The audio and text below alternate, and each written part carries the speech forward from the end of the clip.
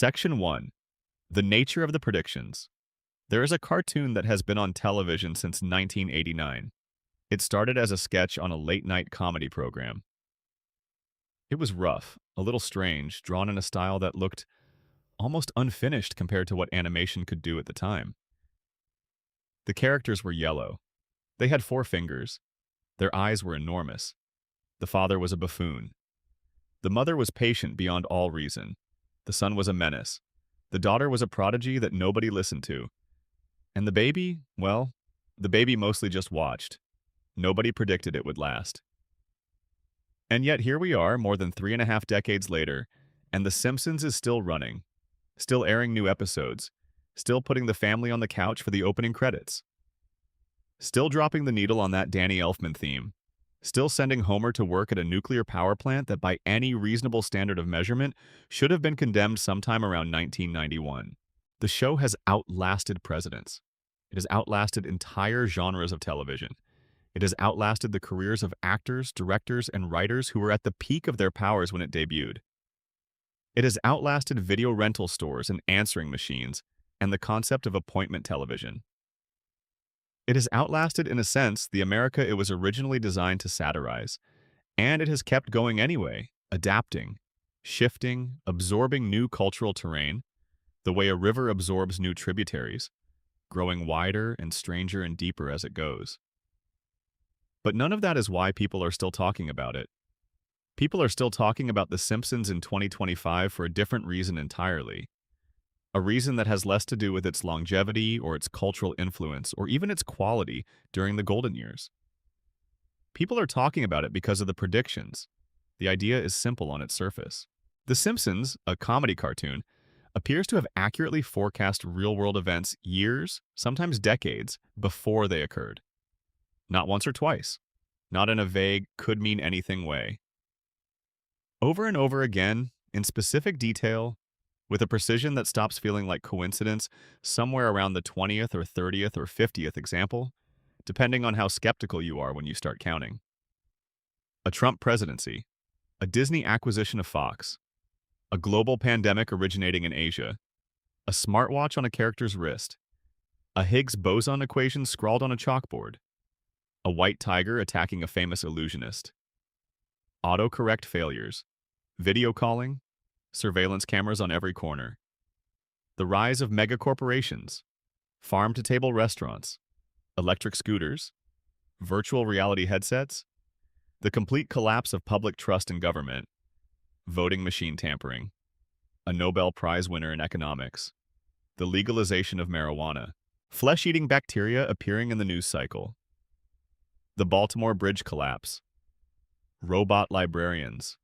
The list goes on and on and on, and every time a new one surfaces, every time someone digs up a clip from 1997 that looks eerily like a headline from last Tuesday, the internet does what the internet does. It shares the clip. It adds it to the list. It asks with a mixture of genuine wonder and theatrical suspicion how they knew. That question, how did they know, is what this video is about. We are going to spend a long time together tonight going through these predictions one by one. We are going to look at the evidence carefully, the real clips, the real episodes, the real dates. We are going to think about how a room full of comedy writers in the early 1990s managed to see things that the rest of the world wouldn't see for years. We are going to consider what that actually means, whether it is genius or coincidence or something more interesting than either of those words can contain. And we are going to do all of that slowly, without rushing, in the way you sit with a good book on a quiet night when there is nowhere else you need to be about. Because that is the right pace for a question this big. The predictions of The Simpsons are not a party trick. They are not a list you scroll through in 30 seconds and move on from. When you actually sit with them, when you actually examine the evidence and think about the mechanisms behind it, what you find is something genuinely strange and genuinely illuminating about the relationship between art and reality, between satire and prophecy, between the stories a culture tells about itself and the future those stories end up building. But before we get into the specific predictions, we need to spend a little time understanding what kind of show The Simpsons actually was in its early years, because that context changes everything. When the show launched in December 1989, American television was a very different place. The dominant sitcoms of the era were warm, conflict-averse, and fundamentally optimistic in the way that network television required warmth and optimism. Families resolved their problems in 22 minutes. Lessons were learned, hugs were given. The credits rolled on a world slightly better than the one the episode started in.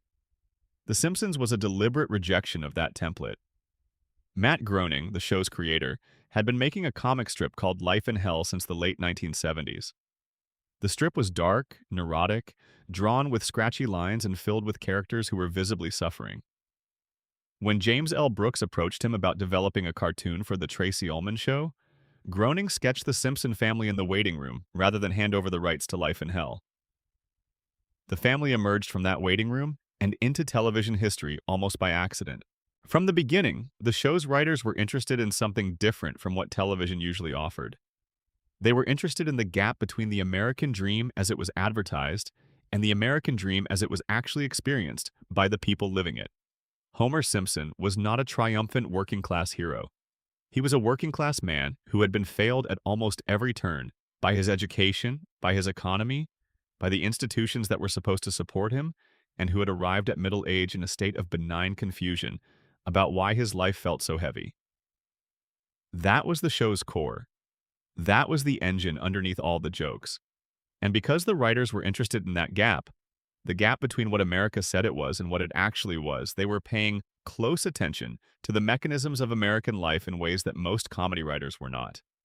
They were watching corporate behavior. They were watching political behavior. They were watching the way technology was changing daily life. They were watching the way media shaped public perception. They were watching the slow creep of surveillance and the acceleration of consumption and the erosion of civic trust.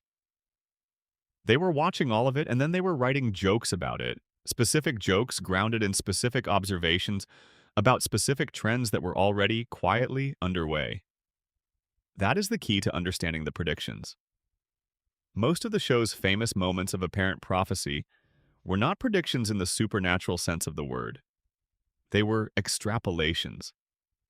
The writers looked at where something was already heading, and then they pushed it to its logical, satirical extreme. And then reality, moving at its own pace, eventually caught up to the extreme they had imagined. But that explanation, true as it is, does not account for everything. There are cases in The Simpsons prediction canon that resist the clean explanatory framework of smart people reading trends. Cases where the specificity of the detail is so precise, the visual resemblance between the fictional scene and the real-world event so uncanny, that the trend-reading explanation starts to feel like it is working too hard to close a gap that maybe does not close cleanly. And those cases are the ones that stay with you. We will get to all of them. Every major category of prediction, every famous example, and several that most people have never heard of. Every theory about how and why this keeps happening. Every honest admission about the cases where the pattern falls apart. Take your time tonight. There is no rush. The predictions have been accumulating for 36 years and they will still be here in the morning. We're going to walk through all of it together, carefully, in the dark, in the particular peace that comes from thinking about something vast and strange from the safety of a comfortable room. Springfield is waiting. If you are watching this late at night or early in the morning or somewhere in between, drop a comment with the time and your location. There is something wonderful about knowing that people all over the world are settling in for the same story at the same moment. And if you want to be here for the rest of the series, subscribing takes 1 second and means you will never miss what comes next. Section 2. The Technology Predictions. Let us start with the category that is easiest to verify and in some ways the most impressive, because technology moves in directions that are genuinely hard to anticipate, even for people who follow it closely. The Simpsons has been making jokes about technology since its earliest seasons. The writers were interested in gadgets, in the way machines changed human behavior, in the comedy of people adapting awkwardly to tools that were supposed to make their lives easier. And in the process of writing those jokes, they kept landing on technologies that would not actually exist for years. The smartwatch. 1995. In the 1995 episode Lisa's Wedding, the show does something it would do many times over the years. It depicts the future. The episode imagines Springfield 15 years forward in time, a creative device the writers used to comment on where contemporary trends seem to be heading. In that imagined future, characters wear watches that receive and send messages, small, wrist-mounted devices that function as communication tools. The visual language of the scene is unmistakable to anyone watching it from 2015 or 2025. Those are smartwatches. The characters are wearing smartwatches. The Apple Watch was announced in September 2014 and released in April 2015. The Samsung Galaxy Gear came out in 2013. The first commercially successful smartwatch to reach mainstream adoption arrived 20 years after that Simpsons episode depicted characters using one as an ordinary part of daily life. Now, a version of the counter-argument applies here. Wearable technology and wrist-mounted computing devices had been discussed in science fiction and futurist circles for decades before either Apple or Samsung put one into production. Dick Tracy had a two-way wrist radio in 1946. The concept was not new. What the Simpsons writers did in 1995 was take a concept that existed in science fiction and comic strips and imagine it as a mundane consumer product, the kind of thing you might see on someone's wrist at a dinner party, rather than on the arm of a cartoon detective fighting crime. That translation from science fiction concept to mundane consumer reality is a specific and accurate kind of prediction, even if the underlying idea was already in circulation. The show did not invent the smartwatch.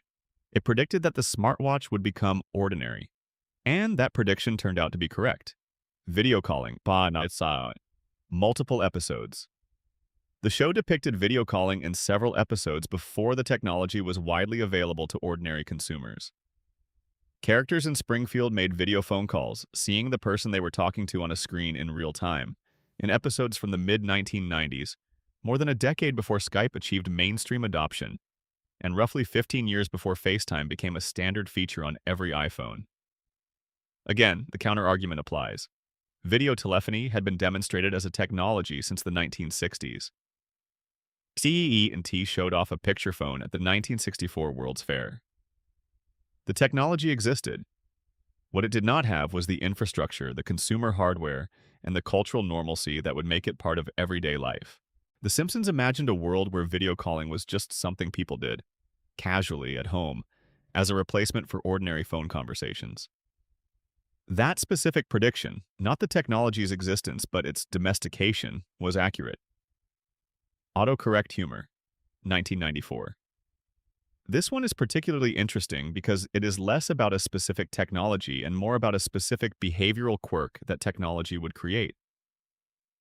In the 1994 episode Lisa on Ice, there is a brief gag involving a Newton, the Apple personal digital assistant, that was something of a commercial disaster when it launched in 1993. A character writes a message on the Newton. The Newton's handwriting recognition software, which was notoriously unreliable, misinterprets the input and produces a garbled, nonsense translation. The joke in the episode is specifically about a device that is supposed to help you communicate, producing something incomprehensible instead.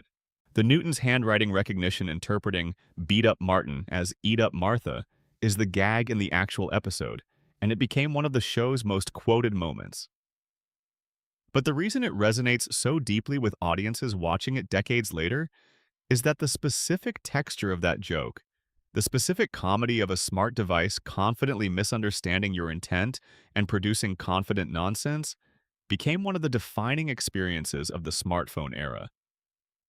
Autocorrect humor is its own genre of internet content. The joke The Simpsons made about the Newton in 1994 is structurally identical to millions of screenshots people have been sharing on social media since 2007. The technology changed. The joke did not. This is a subtler kind of prediction. It is not that the show foresaw a specific device. It is that the show identified a specific friction between human communication and machine interpretation that would only become more relevant as machines became more present in communication. The Newton was a failure, but the comedy of devices misunderstanding intent turned out to be a permanent feature of living with technology. Robotic librarians and automated labor, 1995.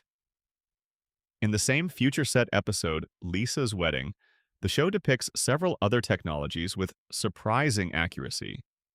There are automated library systems. There are devices that perform tasks that were, in 1995, still performed exclusively by human workers. The deeper prediction here is not about any specific robot or any specific job category.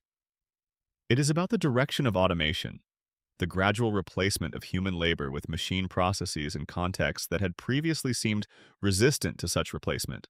The show imagined this not as a dramatic event, but as background scenery, part of the mundane texture of a future world. That is arguably the more interesting prediction. Not that robots would exist, not that automation would happen, but that automation would become unremarkable, a feature of daily life so ordinary that it would appear in the background of a scene about something else entirely. Three-dimensional television and immersive media, 1995 onwards. The show made multiple jokes about immersive home entertainment technologies, about screens that wrapped around the viewer, about entertainment experiences that blurred the boundary between the viewer and the content. Homer, in several episodes, is shown in entertainment setups that have no real-world equivalent at the time of broadcast. Virtual reality, augmented reality, and immersive home entertainment were still in the 1990s primarily the domain of science fiction and expensive commercial installations. The Simpsons imagined them as consumer products, as the kind of technology you might find in an ordinary suburban living room. The MetaQuest and its predecessors proved that imagination accurate, even if the timeline stretched out longer than a 1995 writer might have expected. The Internet. Early episodes. Here is a prediction that requires careful handling because it is one of the more nuanced items on the list. The Internet existed before The Simpsons started making jokes about it. The World Wide Web, as a consumer-accessible system, began its public life in 1991, 2 years after the show launched.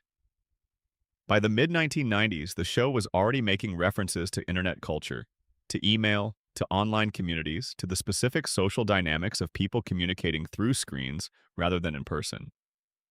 What is interesting about those references is not that the show acknowledged the internet's existence.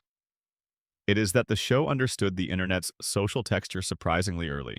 The episode Homer versus Patty and Selma in 1995 makes a joke about online comment sections that maps almost perfectly onto the way we now describe the behavior of comment sections on every major platform. The episode Bart Gets Famous has jokes about the 15 minutes of fame dynamic that would become a defining feature of internet celebrity culture a decade later. The show did not predict the internet, but it seemed to understand, before most mainstream cultural products did, what the internet would do to human social behavior, what it would do to fame, what it would do to the relationship between public and private life, what it would do to the speed at which cultural moments rose and fell. The Smart Home, 1999, the 1999 episode Treehouse of Horror 10 contains a segment where the Simpsons' home is controlled by an automated system. Appliances respond to voice commands. Doors lock and unlock automatically. The house itself becomes an agent, a presence that mediates between the family and their environment. Smart home technology in its current consumer-accessible form is largely a product of the 2000s. Amazon's Alexa launched in 2014. Google Home followed in 2016. The specific dynamic of a household that is responsive, that listens, that anticipates needs, that occasionally causes more problems than it solves, because its interpretation of your intentions does not match your actual intentions. All of that was depicted in a Simpsons Halloween segment in 1999. The segment plays the smart home as a horror scenario, which is either an example of the show being darkly prescient about the surveillance implications of always-on home devices, or just a comedy writer's instinct to escalate technology to its most catastrophically inconvenient extreme. Possibly both simultaneously. Curved televisions. 1995, another item from Lisa's Wedding. Characters in the future, Springfield watch television on curved screens. Curved television sets were introduced as a consumer product by Samsung and LG in 2013, nearly 20 years after the Simpsons episode showed characters watching them. The curved television prediction is a minor one in the grand scheme of the show's forecasting record, but it is illustrative of a pattern that runs through all of the technology predictions. The writers were not imagining wild departures from existing technology. They were taking existing trends in design, in miniaturization, in ergonomics, and extrapolating them forward in ways that turned out to be accurate because they were based on real trajectories rather than fantasy. Screens had been getting flatter since the 1980s. The natural extension of that trajectory, taken far enough forward, was a screen that curved to fit the human visual field. The writers looked at where screens were going and imagined where they would end up. And they were right. Baby Translator, 1992. In the 1992 episode, Brother, Can You Spare Two Dimes? Homer's half-brother Herb Powell, having lost his fortune due to Homer's incompetence, rebuilds himself by inventing a device that translates baby sounds into intelligible language. The baby translator reads Maggie's sounds and displays what she is actually trying to communicate. This one sat in the prediction files for a long time as more of a charming joke than a serious forecast. And then, in 2019, a startup called Zoundream made news for developing an AI system that claimed to analyze infant crying patterns and identify what a baby was communicating. A related technology from a different startup made similar claims in 2022. Neither technology has achieved the clean, reliable translation that Herb Powell's device demonstrated in the episode. But the direction, using technology to decode infant communication by analyzing acoustic patterns, is real. And it is being pursued with increasing seriousness by researchers who, in at least some cases, are perfectly aware of the Simpsons precedent. The tablet computer, 1994. In multiple episodes from the early to mid-1990s, characters are shown interacting with flat, touchscreen tablet devices. The devices are used for reading, for communication, for entertainment. They are portable. They are intuitive. They respond to touch. The iPad was announced in January 2010. The Kindle, which changed the experience of reading on a portable flat device, launched in 2007. The show was depicting touchscreen tablets as consumer technology 15 to 18 years before they became one. There is a version of this prediction that is easy to dismiss because flat touchscreen devices had been imagined in science fiction, in corporate research laboratories, and in futurist literature since at least the 1960s. The Simpsons writers did not invent the concept of the tablet any more than they invented the concept of the smartwatch. But again, the prediction is not about the concept. It is about the normalization. The show depicted tablets as ordinary consumer products in the hands of ordinary characters. That was the accurate part. Facial recognition and biometric identification. Multiple episodes. Several Simpsons episodes from the 1990s and early 2000s include jokes about surveillance systems that recognize individual faces, that track movement, that identify people in public spaces without their knowledge or consent. Facial recognition as a law enforcement tool began to enter mainstream use in the 2010s. By the mid-2000s, it was being deployed in airports, sporting events, and public spaces. By 2020, the technology's use by law enforcement agencies and the controversy surrounding that use had become a major news story. The show imagined this as a feature of authoritarian excess, as a joke about surveillance overreach. The reality turned out to be more complicated, as realities usually are, but the show's central observation, that technology would be deployed to identify and track individuals in public spaces, and that this would generate both convenience and deeply troubling implications for civil liberties, was accurate in ways that were genuinely ahead of where public discourse was at the time of broadcast. Electric scooters and micromobility. 1997.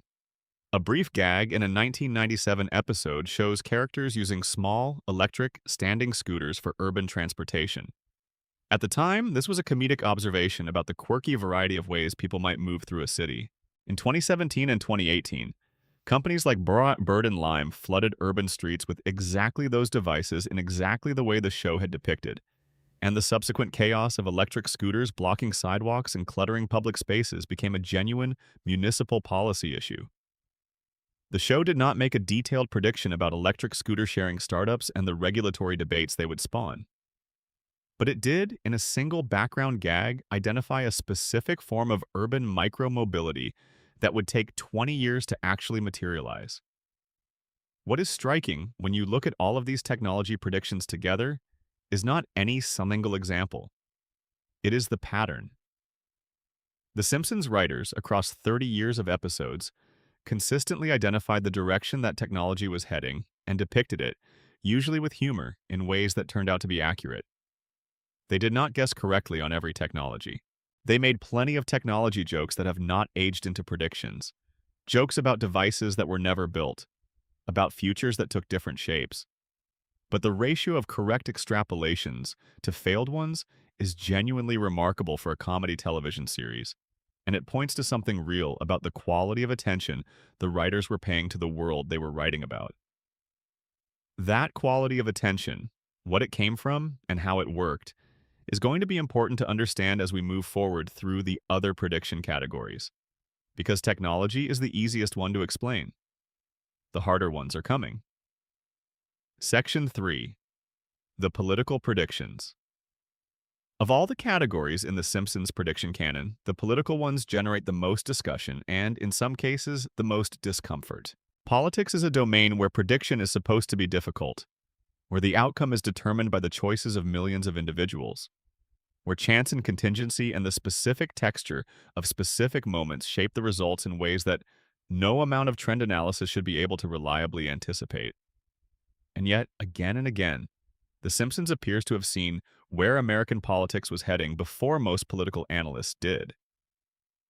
The Trump prediction is the famous one, the headline item, the clip that went more viral than any other Simpsons prophecy, and that introduced the show's predictive reputation to an entire generation of viewers who had not been born when the episode originally aired. But the Trump prediction, as extraordinary as it is actually not the most interesting political prediction the show ever made. To appreciate the full scope of what the show's writers were seeing, you need to look at the entire political prediction record, not just the celebrity centerpiece. Donald Trump's presidency, the Bart to the Future episode. 2000. Let us begin with the headline and then put it in proper context. On March 19, 2000, The Simpsons aired an episode called Bart to the Future. The premise was a classic flash-forward structure, the show imagining what Springfield would look like 30 years in the future. In this future, Lisa Simpson has become the first female president of the United States. She is inheriting the office from her predecessor. That predecessor is identified in a single line as Donald Trump. The line is brief. It is a throwaway joke. President Trump is a punchline, not a plot point. The implication is that the Trump presidency was a symbol of something having gone badly wrong with the country, a sign of such spectacular national judgment failure that the next president, Lisa, inherits a catastrophic budget deficit and a country in crisis. That episode aired 16 years before Trump won the 2016 presidential election.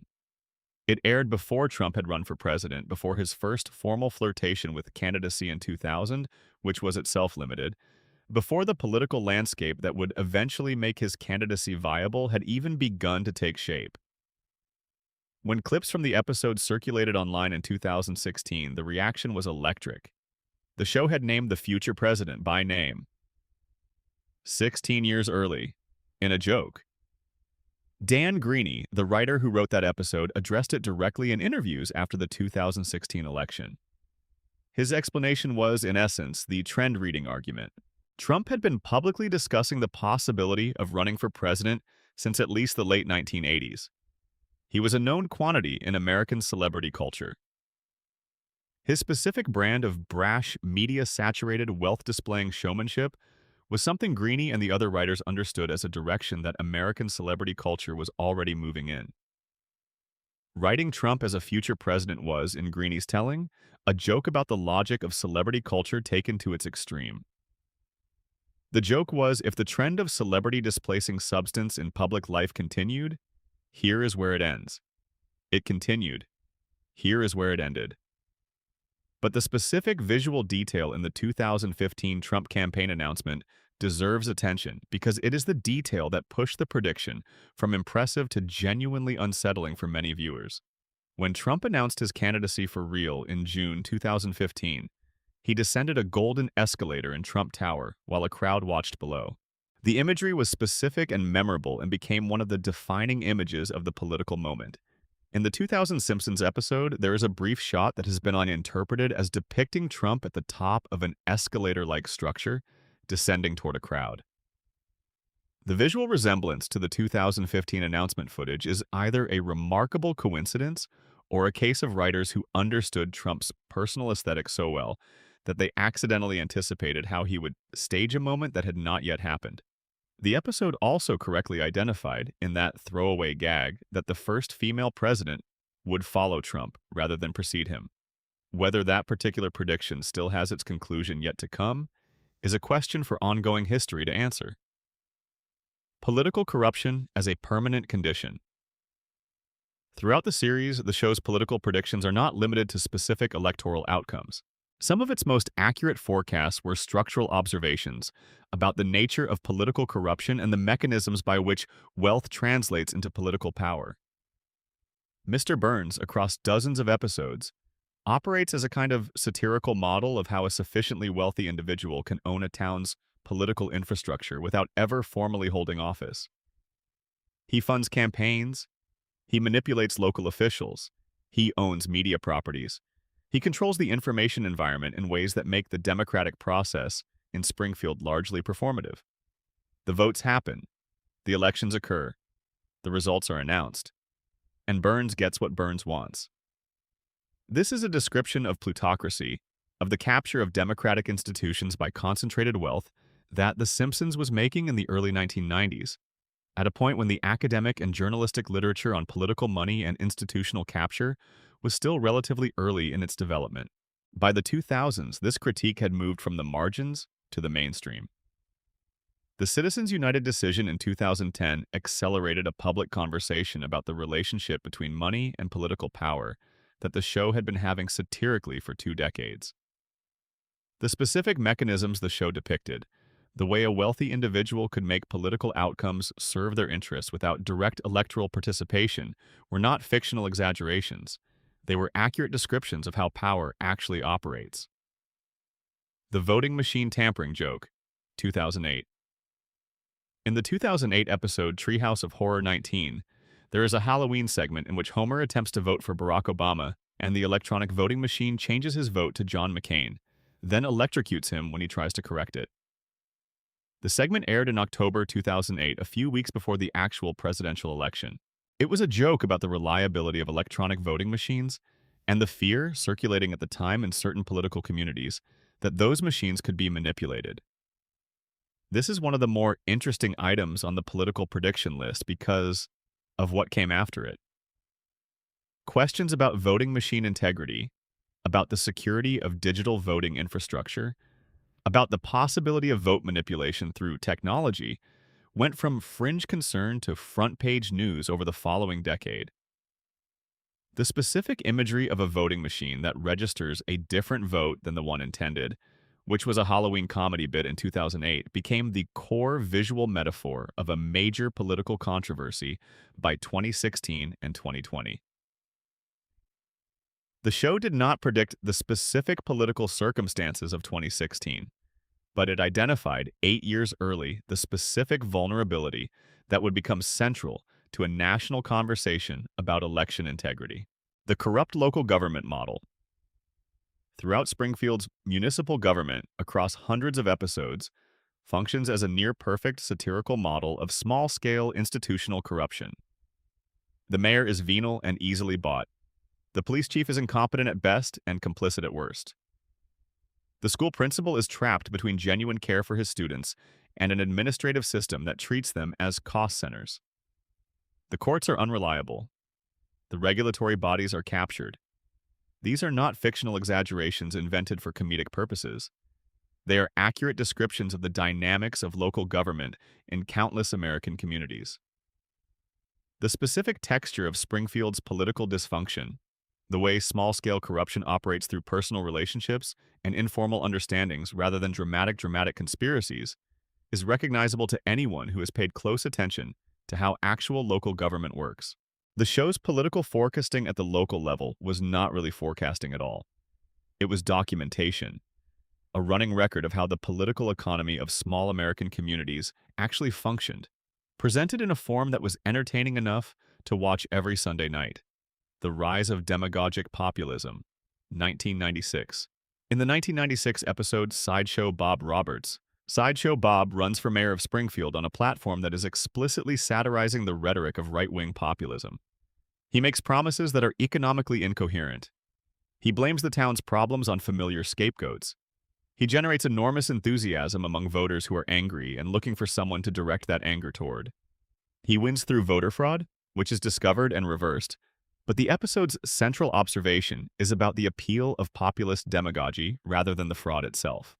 The episode aired in 1996 at a moment when American politics was not yet experiencing the specific kind of populist disruption that would characterize it 20 years later. The conditions for that disruption, the economic anxiety, the cultural resentment, the decline of institutional trust, were all already present in 1996. The show saw them and wrote a joke about where they could lead. That joke aged into something that felt less like satire and more like analysis as the 2000s became the 2010s, and the political landscape the show had been imagining moved from fiction to fact. The Undecided Voter Parody, 2012.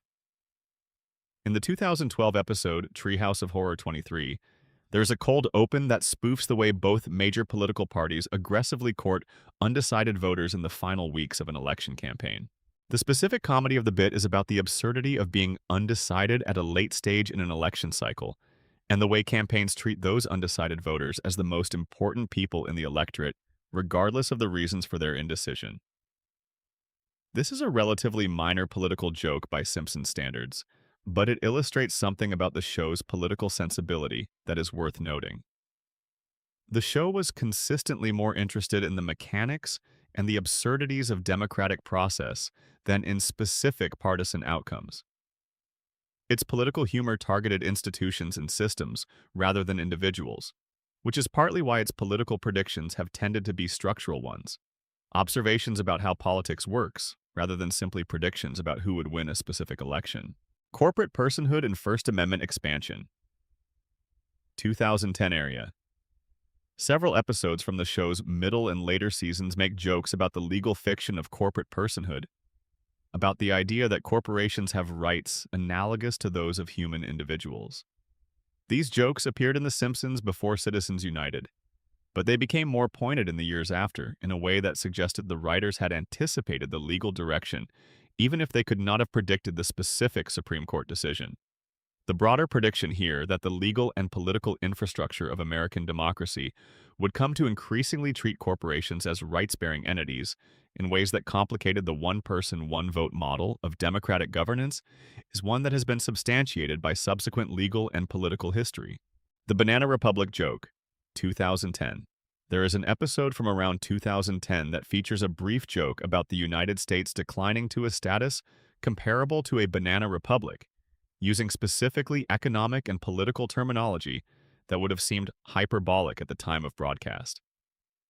The specific concern expressed in the joke about institutional capture, about the erosion of democratic norms, about the conditions under which a developed democracy becomes dysfunctional, was not the mainstream political discourse of 2010.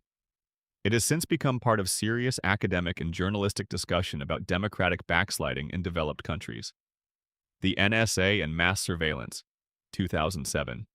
Several years before Edward Snowden revealed the scope of the National Security Agency's domestic surveillance programs in 2013, The Simpsons made jokes about government surveillance of ordinary citizens' phone calls and internet communications. The jokes treated the surveillance as a given, as something that was obviously happening even if it was not officially acknowledged. The Snowden revelations in 2013 confirmed that the surveillance the show had been joking about was real, was vast, and had been ongoing for years. The show had not specifically predicted Snowden, but it had predicted accurately that the government's surveillance capabilities were being used against ordinary citizens at a scale that most people would find alarming if they knew about it. That prediction was not based on special knowledge. It was based on paying attention to what intelligence agencies do with the capabilities they develop, and on understanding that the post-2001 expansion of those capabilities had removed most of the institutional constraints that had previously limited domestic surveillance. The media consolidation critique. Throughout one of the show's most sustained political predictions is its decades-long satirical treatment of media consolidation.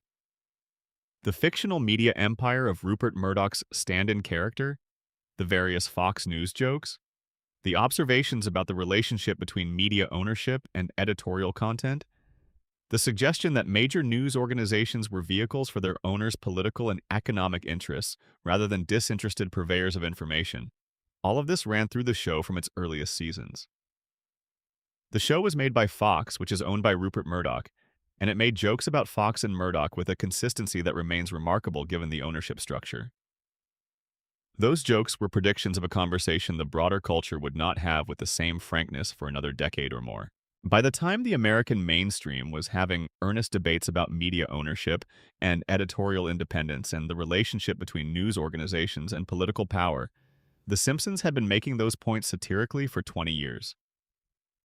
The political predictions are the most instructive category, not because they are the most spectacular, but because they reveal the most clearly how the show's predictive accuracy was generated. The writers were not guessing about politics. They were observing political structures and making arguments about where those structures were heading. The arguments happened to be correct, and the reasons they were correct were not mysterious. They were the result of smart, well-read people paying close attention to the actual mechanisms of political life and following those mechanisms to their logical conclusions. That said, the Trump prediction in particular resists easy reduction to trend analysis. The specificity of the detail, the name, the escalator imagery, the immediate aftermath of economic chaos, puts it in a different category from the structural observations. It remains the single most striking item in the political prediction canon, and it remains genuinely difficult to explain away entirely, even for people who are committed to the rational trend-reading account. Section 4. The Corporate and Economic Predictions. The Simpsons has always been, at its core, a show about money, not in the sense of being a show about wealthy people. Homer Simpson is not wealthy. He earns a working-class wage doing a job that requires almost no skill and provides almost no satisfaction. His financial situation is perpetually precarious. He lives in debt. He makes bad economic decisions with a consistency that would be statistically improbable if it were not clearly the product of a universe designed to illustrate the specific texture of economic insecurity in late 20th century America. But the show has always been attentive to money in a structural sense.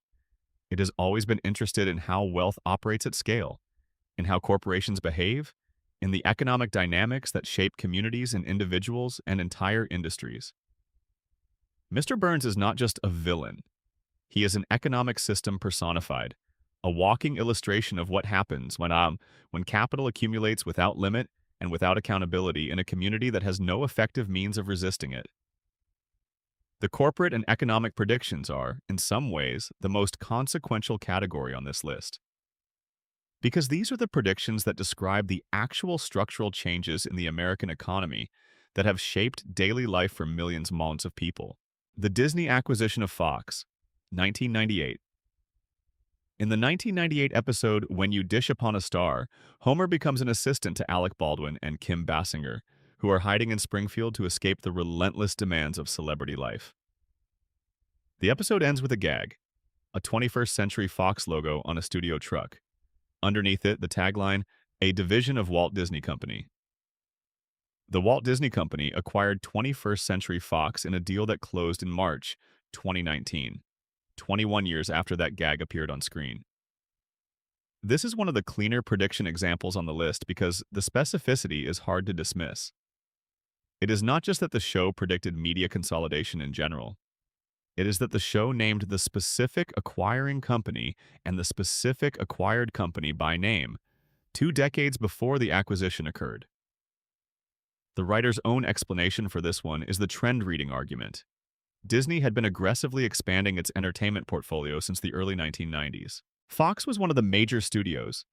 Media consolidation was accelerating. The joke was about the logical endpoint of a trend that was already in motion. The show pushed the trend to its satirical extreme, imagined Fox being absorbed into Disney, and then 21 years later, the trend arrived at exactly that extreme. The counter-argument to the counter-argument is that there were many possible acquirers and many possible acquisition targets at any given moment, and the show happened to pick the right pairing. There is something to that objection. But there is also something to the response that Disney's expansion trajectory and Fox's particular position in the media landscape made that specific pairing the most logical satirical extrapolation, and that the writers saw that clearly enough to put it in an episode in 1998. The Rise of the Streaming Giant, multiple references. Several Simpsons episodes from the 2000s and 2010s depict entertainment distribution models that anticipate the streaming revolution. Characters in future set episodes access entertainment through on-demand systems. They do not go to video rental stores. They do not wait for scheduled broadcast times. They choose what they want to watch from a vast catalog, and it appears immediately. This is not a specific company prediction in the way the Disney-Fox joke was. It is a structural prediction about the direction of entertainment distribution. But it turned out to be accurate enough that when Netflix achieved mainstream adoption in the early 2000s, and streaming displaced broadcast and rental as the dominant model, The Simpsons references aged into something recognizable. The Amazon model, 1999. This one requires a little careful handling. In the 1999 episode I'm with Cupid, there are references to a service that delivers goods to people's homes, ordered remotely, with a speed and convenience that was not yet standard in American retail. The joke is about the disruption this causes to brick-and-mortar retail.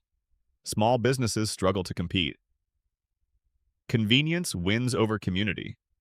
Amazon was founded in 1994 as an online bookstore. By 1999, it had expanded into other product categories.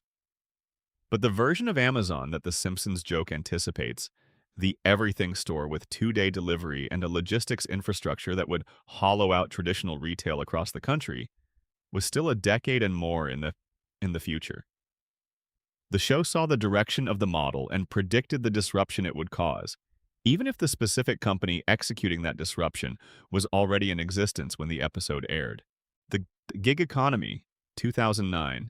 Several episodes from the late 2000s depict labor arrangements that have no clear corporate employer, where workers perform tasks for a fee without the benefits and protections of traditional employment. Homer takes a variety of odd jobs in these episodes with no consistent employer, moving from gig to gig in a way that is played for comedy, but also illustrates a specific kind of economic precariousness. The gig economy as a widely discussed phenomenon is generally dated to the rise of Uber in 2009 and the subsequent proliferation of app-based labor platforms in the 2010s.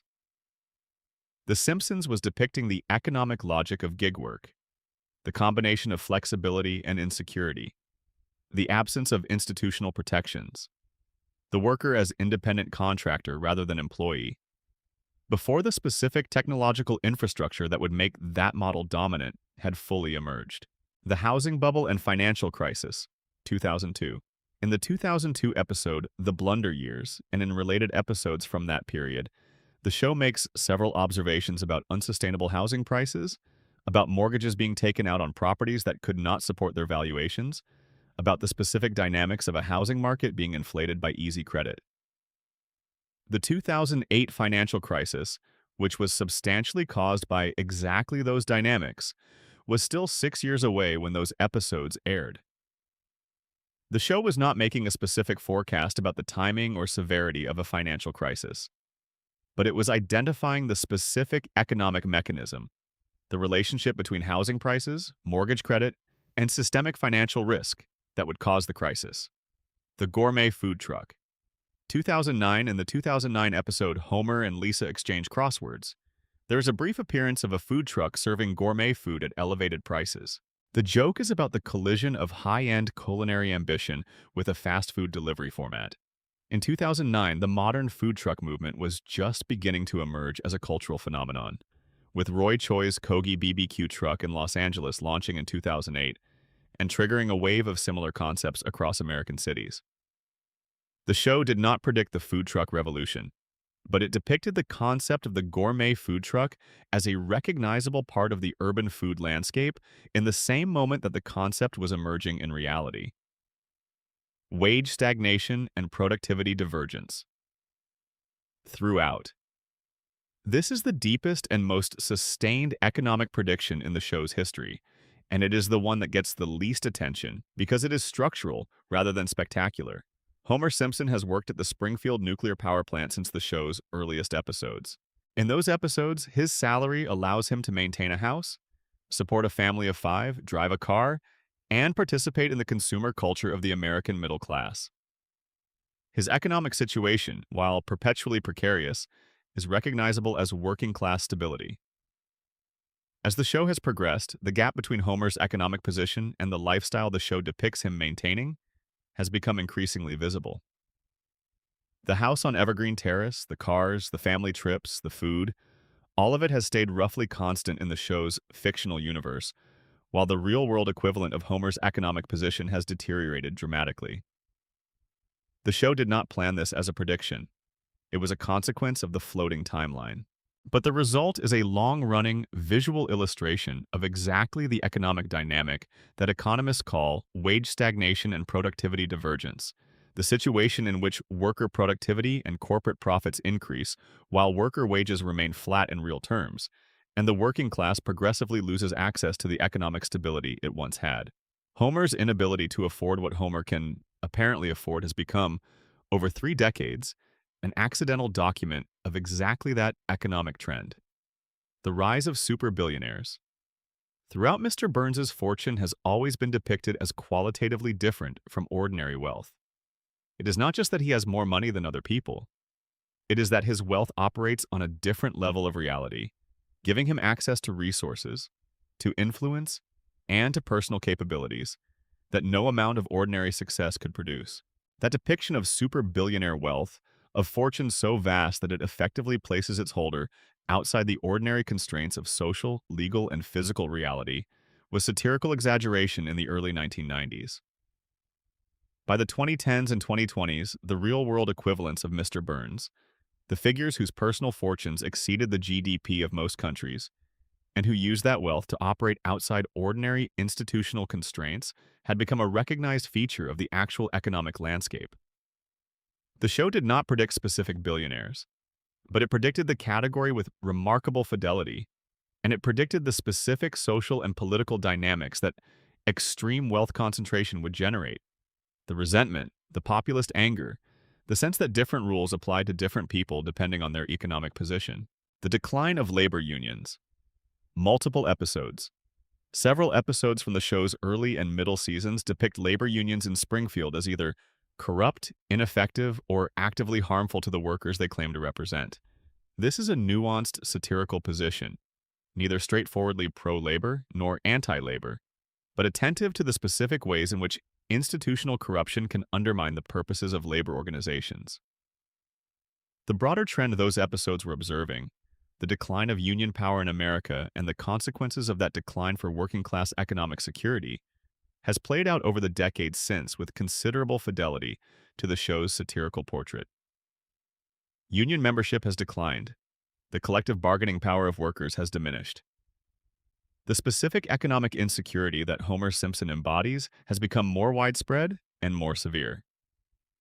The show was observing those dynamics as they were already in motion. The predictions, such as they are, were accurate because they were based on genuine analysis of genuine trends. Farm-to-table and artisanal everything. 2002 onwards. Multiple episodes from the 2000s satirized the emerging premium consumer culture, the artisanal cheese, the heirloom tomato, the coffee with an elaborate preparation ritual that turns the simple act of drinking a hot beverage into a lifestyle statement. The show treated this as a joke about the commodification of authenticity, about the specific absurdity of paying more for something because it was made in a deliberately inefficient way. The farm-to-table movement, the artisanal food movement, the craft beer revolution, all of these were already visible as cultural trends when the show was making those jokes. But their full mainstream impact, the way they would reshape the American restaurant industry and the American grocery store and the American consumer's relationship with food production, was still developing. The show saw the direction and was appropriately skeptical of both its appeal and its implications. The corporate and economic predictions are notable for their consistency. The show was not making isolated, clever guesses about which company would acquire which other company. It was making sustained, substantive observations about the direction of American capitalism, about the concentration of wealth, about the changing nature of work, about the dynamics of consumer culture and corporate power.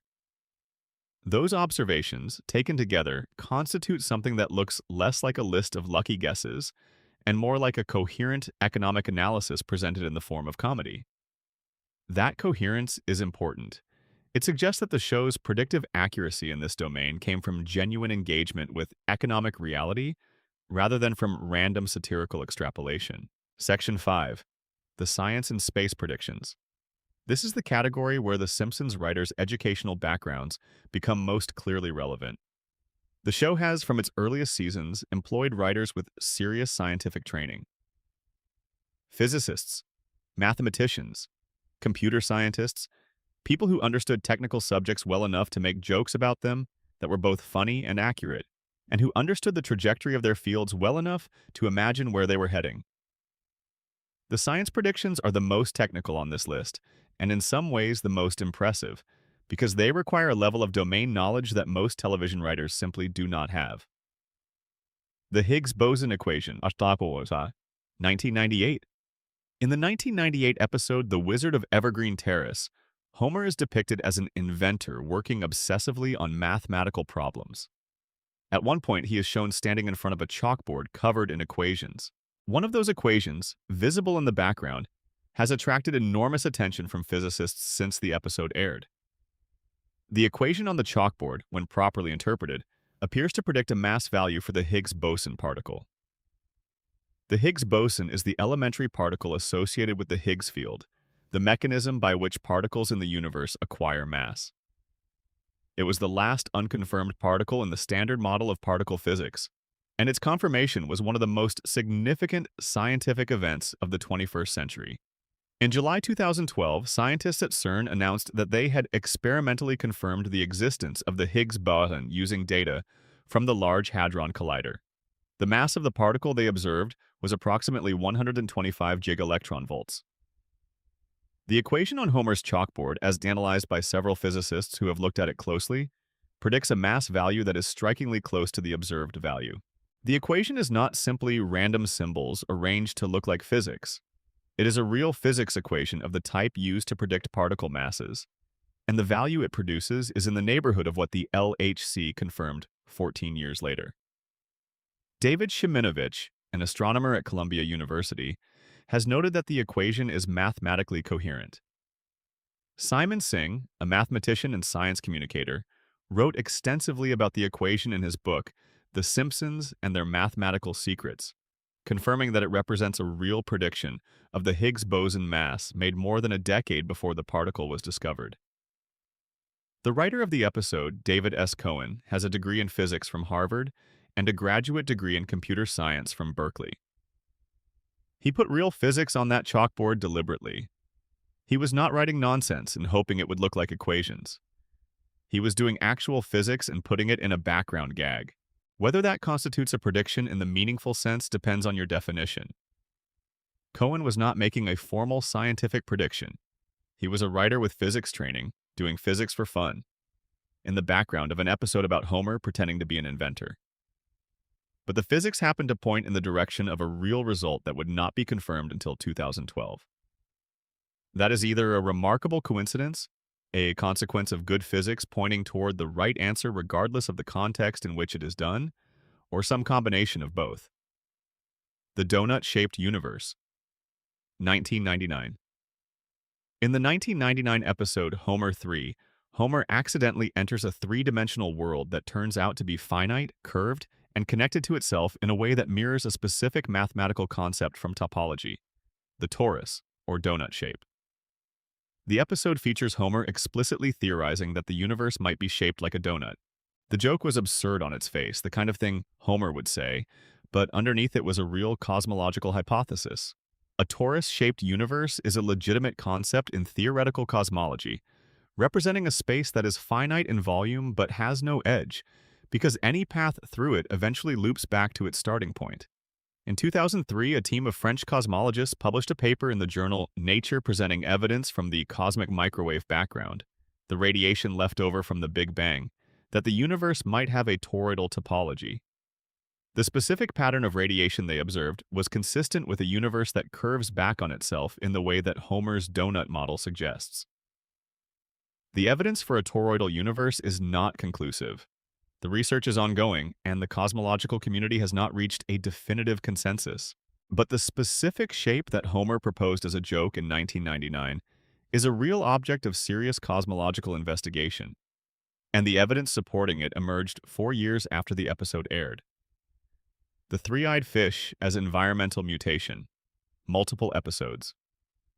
This is less a scientific prediction and more a scientific observation, but it deserves inclusion in this section. Blinky, the three-eyed fish pulled from the river near the Springfield nuclear power plant, first appeared in Season 2. The show presented Blinky as evidence of the plant's environmental contamination, as a visible mutation caused by radioactive discharge into the local water supply. Three-eyed fish are not purely fictional. Mutations in fish populations caused by industrial pollution are documented in environmental biology. In 2011, a three-eyed fish was actually caught in a reservoir in Argentina near a nuclear power plant in the province of Córdoba. The fish, a pacu, had a third eye in the center of its forehead. The catch received international attention, partly because of the Blinky connection. The Simpsons did not predict this specific fish, but it accurately depicted the kind of mutation that industrial contamination can cause in aquatic wildlife. And the specific form of that mutation, a supernumerary eye, turned out to be something that actually happens in chemically stressed fish populations. Space tourism, 1994. In the 1994 episode Deep Space Homer, Homer goes to space. The mission is civilian rather than military or scientific in the traditional sense. Homer is selected not for his qualifications, but for his demographic ordinariness. The show's joke is about the PR motivations behind NASA's decision to send a civilian into space. Space tourism, in the sense of private individuals paying to go to space, was not commercially available when the episode aired. Dennis Tito became the first space tourist in 2001, paying around $20 million for a trip to the International Space Station on a Russian Soyuz rocket. By the 2020s, both SpaceX and Blue Origin were offering commercial space flights, and the concept of civilian space travel had moved from science fiction to consumer product. The specific details of the Simpsons episode, the civilian on a NASA mission, the PR logic, the comedy of an ordinary person encountering the specific strangeness of spaceflight, anticipated the cultural texture of commercial spaceflight, even if the institutional mechanism was different. Buzz Aldrin, who actually walked on the moon, appeared in the episode as himself. His presence was both a joke and an endorsement of the episode's central premise, that civilian access to space was a real direction that the space program was heading. Robotic surgery and remote medicine. Multiple episodes. Several episodes depict surgical procedures being performed by robotic systems, or medical diagnoses being made remotely through technology. These appeared in the show before Da Vinci surgical systems became standard in operating rooms, before telemedicine became a major part of healthcare delivery, before the COVID-19 pandemic accelerated remote medicine's adoption dramatically. Robotic surgery was being developed in research contexts in the 1990s, but its mainstream clinical application began in earnest in the early 2000s and accelerated through the 2010s. The show depicted it as ordinary future medicine before it was ordinary present medicine. Genetic engineering and designer biology. Multiple references. The show made several jokes in the 1990s about genetic engineering, about the modification of plants and animals, about the potential consequences of interfering with biological systems at the molecular level. These jokes appeared at a time when GMO foods were just beginning to enter the commercial food supply, when the debate about genetic modification was in its early stages, and when the full implications of the technology were not yet widely understood. The show's specific concerns that genetic modifications would have unexpected consequences, that the intersection of commercial incentives and biological systems would produce outcomes that were difficult to predict and harder to control, have remained relevant as the biotechnology industry has developed. The Simpsons' treatment of genetic engineering was not a specific prediction, but an accurate identification of the central tension in the technology's social and ethical implications. The Nobel Prize winner in economics prediction, 2010. In the 2010 episode Elementary School Musical, Lisa fantasizes about her future and mentions Bengt Holmstrom as a future Nobel Prize winner in economics. Bengt Holmstrom won the Nobel Prize in economics in 2016, 6 years after the episode aired. This is one of the more technically impressive items on the prediction list because Holmstrom was, in 2010, a respected economist whose work was considered significant within the field. But he was not a household name and was not widely discussed as an eminent Nobel laureate outside of specialized academic circles. Whoever on the writing staff included his name in Lisa's fantasy either had unusual knowledge of the Economics Nobel Committee's deliberations, unusual familiarity with academic economics, or made a very specific guess that turned out to be correct. The show has never fully explained how Holmstrom's name ended up in that episode. Several writers on the show during that period have mathematics and science backgrounds, but economics is a different discipline, and the specificity of the prediction, correct name, correct prize category, correct eventual outcome, remains one of the harder items on the full prediction list to explain through standard trend analysis. The Cat Parasite Behavior Modification Research, 2002. In the 2002 episode Homer's Paternity Coot, there is a brief reference to parasitic organisms that can alter the behavior of their hosts, specifically referencing cats. The joke is brief and delivered as background information, not a central plot point. Research on Toxoplasma gondii, a parasite carried by cats that has been found to alter behavior in rodents and potentially in humans, had been published in scientific journals before 2002. But the broader public awareness of this research and the popular science coverage of it came substantially later, in the mid-2000s and especially in the 2010s when studies linking toxoplasma, exposure to behavioral and cognitive changes in humans, began to receive significant media coverage. The show was engaging with research that existed but had not yet reached mainstream public consciousness. Whether that constitutes prediction depends again on your definitions, but it illustrates the pattern that runs through the science category. The writers were reading scientific literature and engaging with ideas that would only later become part of broader public discourse. The Ice Bucket Challenge Equivalent, 2014. In the 2014 Simpsons opening, several months before the Ice Bucket Challenge became a global social media phenomenon, the show depicted a version of the viral charity challenge. The specific mechanic, dumping a cold substance over one's head to raise awareness for a cause and nominate others to do the same, appeared in the show before it became the defining social media event of the summer of 2014. The Ice Bucket Challenge, as it actually happened, was organized by the ALS Association and went viral in the summer of 2014. The Simpsons cold open in question aired earlier in that same year. The timing is tight enough that this one is less clearly a prediction and more possibly a case of both the show and the ALS campaign drawing on a common pre-existing charitable challenge format, but it has been included on many prediction lists because the visual resemblance is striking. The science predictions are arguably the most intellectually honest category on this list because the explanation for most of them is relatively straightforward. The show employed writers with scientific training who read scientific literature and made jokes about real research. Those jokes anticipated public awareness of that research. In some cases, they anticipated the research's outcomes, as in the Higgs-boson case. In others, they anticipated the public conversation, as in the genetic engineering and surveillance cases. The Nobel Prize prediction is the outlier, the case that does not fit neatly into the trend-reading framework. It remains genuinely unexplained. Section 6. Health, Pandemic, and Environmental Predictions. Some of The Simpsons' predictions carry a specific weight because they were not just accurate. They were accurate about things that hurt people. The pandemic prediction is in that category. So are the environmental predictions. These are not cases where a show correctly forecast a fun piece of technology or an entertaining celebrity event.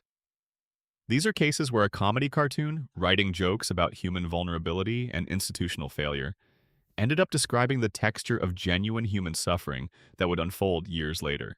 There is something worth sitting with in that, in the fact that the same writers who were making people laugh on Sunday nights were also, apparently, seeing the shape of future disasters clearly enough to put them in episodes that would later be pulled out and examined with the kind of attention you give to documentary evidence. The Pandemic Episode, 1993. In the 1993 episode Marge in Chains, the show depicts a flu pandemic originating from Japan. The virus, called the Osaka flu in the episode, spreads to Springfield through a package shipped from Japan. The contaminated package arrives at Apu's Quick E-Mart.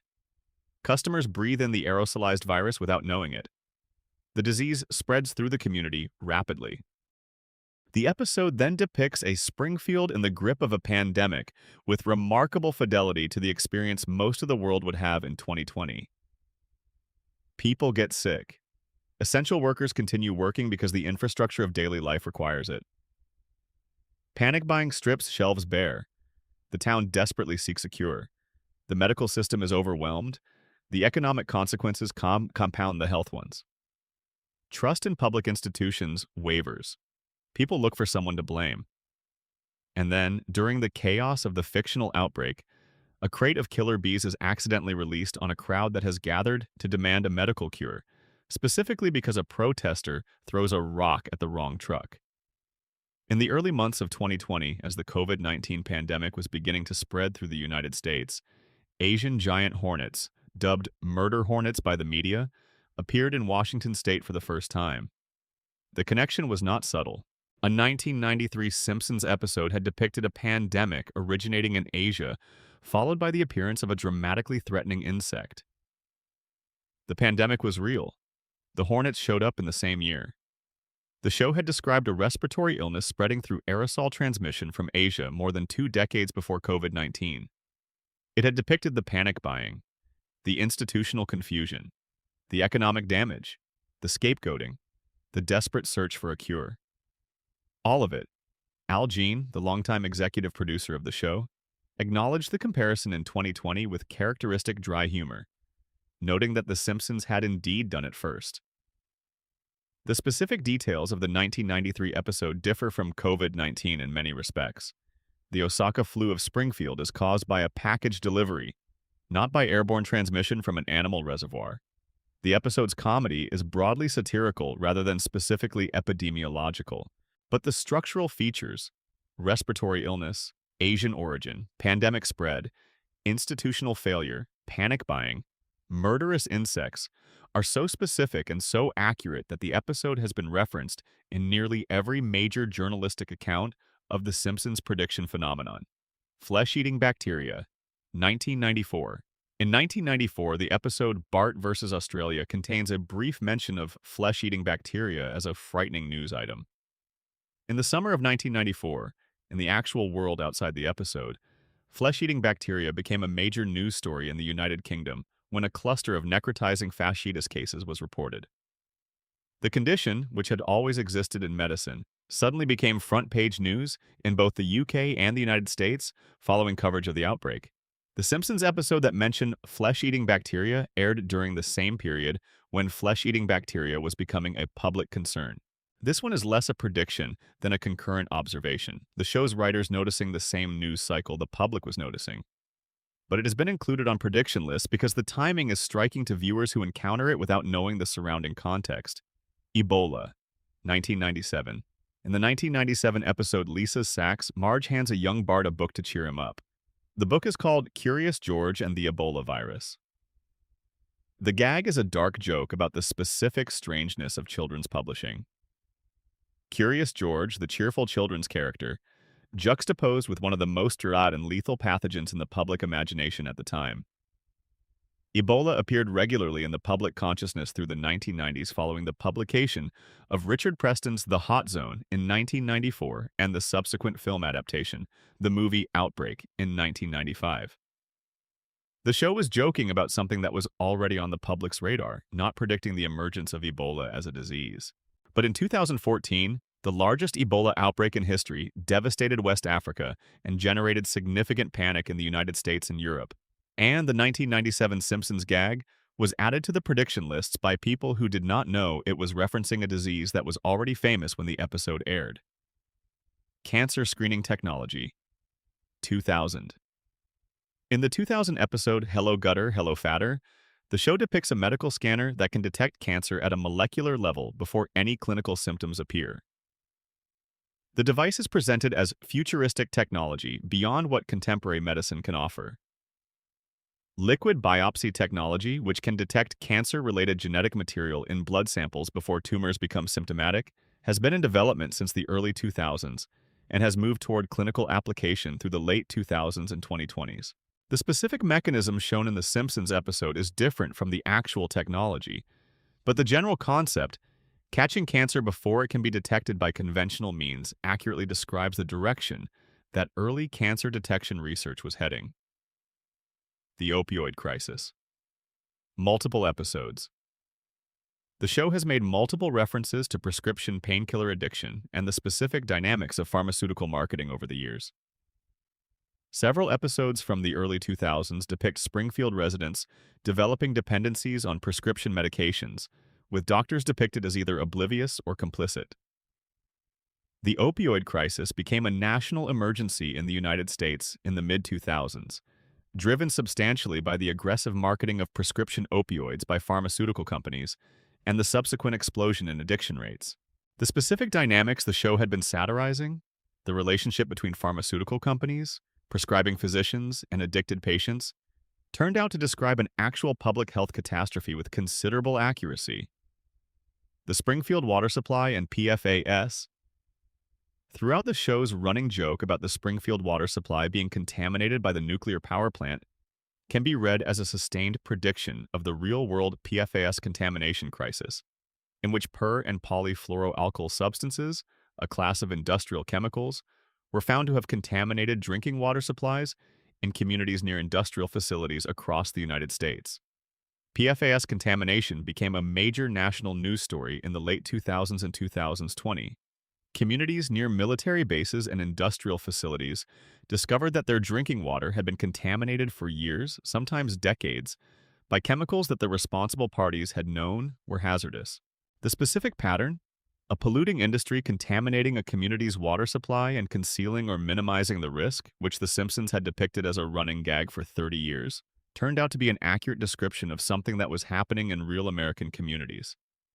The show was not predicting PFAS specifically, but the political and economic dynamics it described, the way a corporation with economic leverage over a community can suppress knowledge of its contamination, were accurate. The antibiotic resistance warning, 1997. The Simpsons made a joke in 1997 about antibiotic-resistant bacteria, depicting a strain that could not be treated by standard medical interventions. At the time, antibiotic resistance was a recognized concern in the medical community, but had not yet entered mainstream public consciousness. By the 2000s and 2000s, antibiotic resistance had become one of the most serious public health threats identified by international health organizations. The World Health Organization has described antimicrobial resistance as one of the greatest threats to global health, food security, and development. The specific concern the show was joking about in 1997 had become, 2 decades later, a subject of urgent global policy attention. The vaping observation, 2016. In 2016, before vaping had fully penetrated the mainstream in the United States, a Simpsons episode depicted characters using what appear to be e-cigarettes in ways that satirized the specific cultural dynamics of vaping culture. The marketing language, the demographic appeal, the way a product associated with harm reduction was being marketed and used. The show was observing a phenomenon that was on the edge of mainstream awareness and would become a significant public health story within the next 2 to 3 years. Genetic privacy and DNA databases, 2008. An episode from around 2008 depicts a scenario in which a character's genetic information, submitted for one purpose, is used for another purpose without their knowledge or consent. The joke is about the gap between how genetic data is presented to the public and how it is actually used. By the late 2010s, genealogy DNA databases had become a significant privacy concern, as law enforcement agencies and other parties gained access to the databases without the knowledge of the people who had submitted their DNA. Several high-profile criminal cases were solved using genealogy databases, raising questions about the privacy implications that the show had been joking about years earlier. The health and environmental predictions are among the most sobering on the full list because they are predictions about suffering. They are accurate in ways that have consequences. And reading through them carries a specific weight. The weight of knowing that the comedy writers were seeing clearly what the rest of us would only understand fully when the disaster actually arrived. Section 7. Sports, Entertainment, and Cultural Predictions. Beyond technology and politics, The Simpsons made a remarkable number of accurate observations about the direction of popular culture, about how entertainment would evolve, about how sports would change, about the specific texture of celebrity and fame in the media environment that was developing around them. These predictions are in some ways the most entertaining to revisit, because they are often detailed and specific, and because the distance between the episode and the reality they anticipated is often short enough to feel more like sharp observation than forecasting. Siegfried and Roy Tiger, 1993. In the 1993 episode Homer vs. Patty and Selma, there are jokes referencing a famous Las Vegas magic act involving white tigers. The specific joke touches on the danger of working with large predatory animals in a performance context, and in particular on the vulnerability of the performers to the animals they work with. On October 3, 2003, Roy Horn of Siegfried and Roy was attacked by one of the act's white tigers during a performance at the Mirage in Las Vegas. Roy was critically injured and never fully recovered. He died in May 2020. The Simpsons episode aired 10 years before the attack. The specific imagery, a magician, white tigers, a performance setting, an attack by one of the animals, maps uncomfortably closely onto the actual event. The show had made a joke about exactly the kind of incident that would end Siegfried and Roy's career a decade later. The Cypress Hill and London Symphony Orchestra. Collaboration, 1996. In the 1996 episode Homerpalooza, The Simpsons makes a specific joke about Cypress Hill accidentally booking the London Symphony Orchestra for their set at a music festival while under the influence of substances. The joke is about the absurdity of the pairing, the sonic collision between a Los Angeles hip-hop group and a formal orchestral institution. In 2024, Cypress Hill performed with the London Symphony Orchestra at the Royal Albert Hall. The collaboration was announced as a genuine artistic project, not a novelty, and it received serious coverage from music publications. The performance took place 28 years after the Simpsons episode made the exact same pairing, the punchline of a joke. Be Real of Cypress Hill has acknowledged the Simpsons connection. He has confirmed that the episode was on people's minds when the collaboration was being discussed.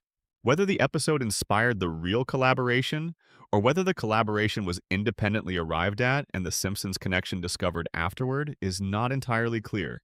But either way, the specific joke, that specific pairing, came true. The Boston Red Sox winning the World Series. 2004. In a brief joke from an episode that aired before the 2004 World Series, the show depicted a sign in Moe's Tavern, noting that the Red Sox would win the World Series when a specific, clearly impossible event occurred. The joke was playing on the Red Sox's famous curse, the decades of near misses and heartbreak that had made their inability to win the championship a running cultural reference. The Boston Red Sox won the 2004 World Series, ending an 86-year championship drought. The Simpsons gag had, in the way such gags do, inadvertently pointed at the outcome it was describing as impossible. The FIFA corruption scandal. 2014. In the 2014 episode You Don't Have to Live Like a Referee, Homer is asked to referee at the World Cup and becomes caught up in a corruption scandal within international soccer's governing body. The episode depicts FIFA officials taking bribes, manipulating match outcomes, and operating in an environment of pervasive institutional corruption. In May 2015, the United States Department of Justice unsealed indictments charging 14 FIFA officials and associates with racketeering, wire fraud, and money laundering in a corruption scheme spanning 24 years. The scandal was one of the largest in the history of international sports governance. The Simpsons episode aired approximately 10 months before the indictments were announced. FIFA corruption had been a subject of reporting and investigation for years before the indictments, so the show was not inventing a concern from nowhere. But the episode arrived at a moment when the investigation was ongoing and before it had produced public results, and the specific details of how the corruption operated were accurate enough that the episode was widely shared after the indictments were announced. The Rise of Smartphones and Screen Addiction, 2014. The 2014 episode Walking Big and Tall depicted Springfield residents staring at their phones in public, ignoring the people around them, navigating social situations through screens rather than direct interaction. The specific visual language of the episode, the crowds of people with their heads down, the social isolation generated by individual attention to devices, the comedy of people in the same physical space who are essentially absent from it, captured something about the texture of life in the smartphone era that was still relatively new at the time. By 2016 and 2017, the imagery the Simpsons had been using as comedy had become a subject of serious public health discussion. Research on social isolation, on the relationship between screen time and mental health, on the specific dynamics of attention and presence in the smartphone era, was generating significant concern and significant media coverage. The show had depicted those dynamics a few years before the public conversation reached its peak. The Rise of Reality Television, 2004. The Simpsons made multiple predictions about the specific absurdities of reality television before many of the formats they described had actually aired. Episodes from the early 2000s depicted competition shows where ordinary people were subjected to escalating humiliation and physical challenges for the entertainment of a viewing public that was depicted as both empathetic and sadistic. The specific formats the show described, the survival competition, the talent elimination, the social manipulation, anticipated the dominant reality television genres of the decade that followed with considerable accuracy. The Kardashian Cultural Template, 2011. Without naming names, several episodes from the early 2010s depicted celebrity families whose fame derived primarily from their willingness to make their domestic lives public, from their cultivation of a media presence rather than any specific talent or accomplishment.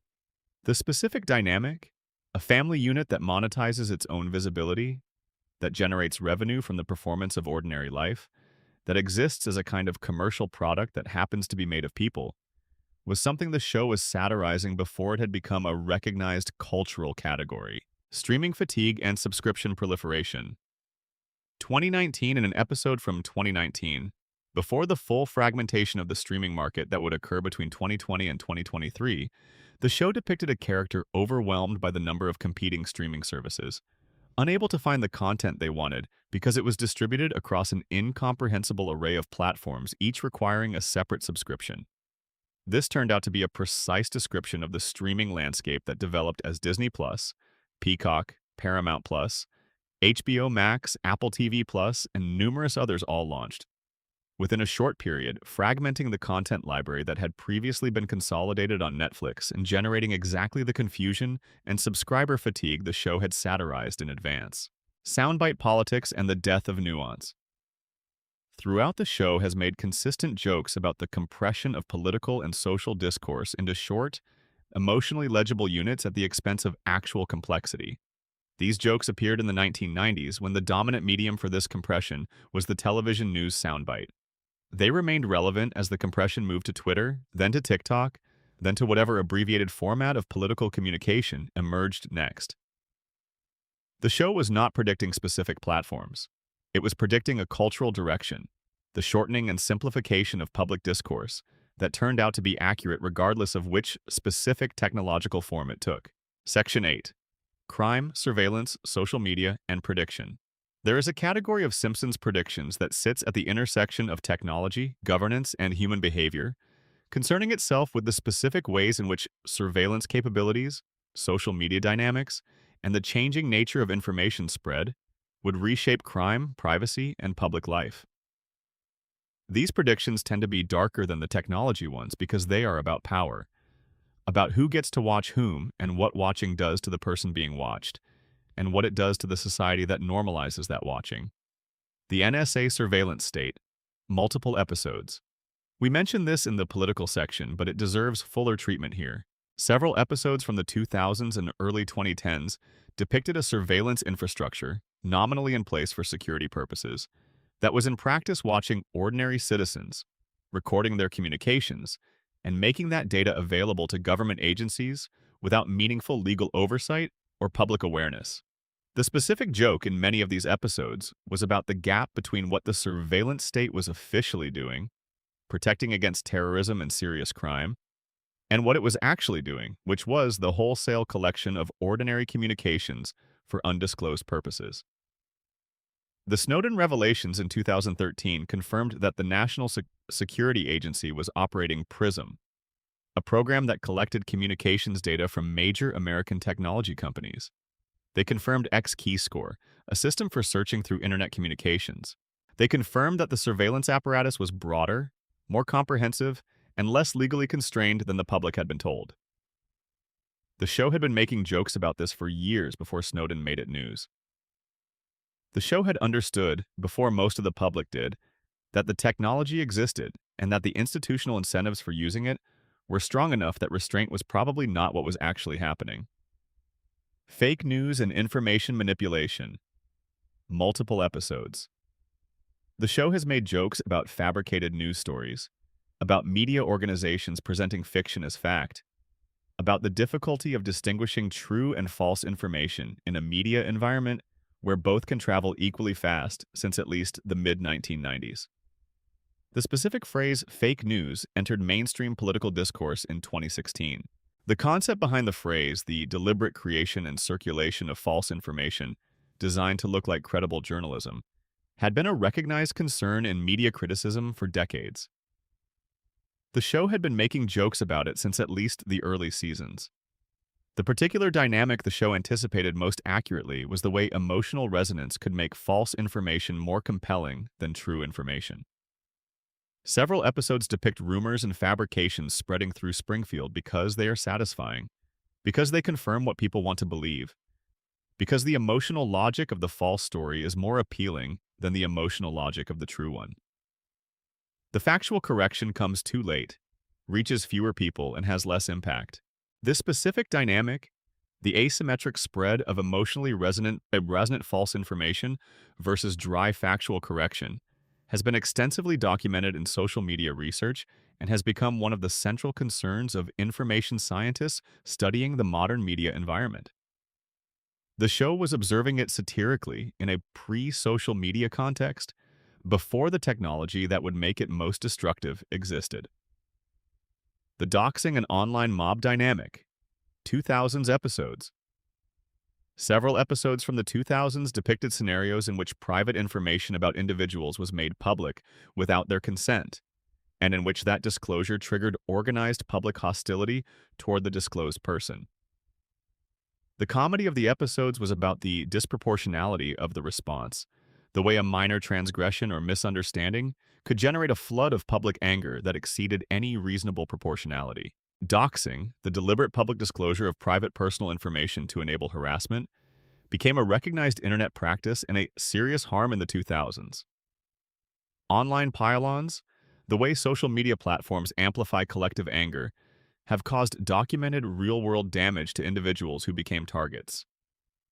The show had been depicting the emotional and social dynamics of these phenomena before the specific technological infrastructure that would make them dominant existed.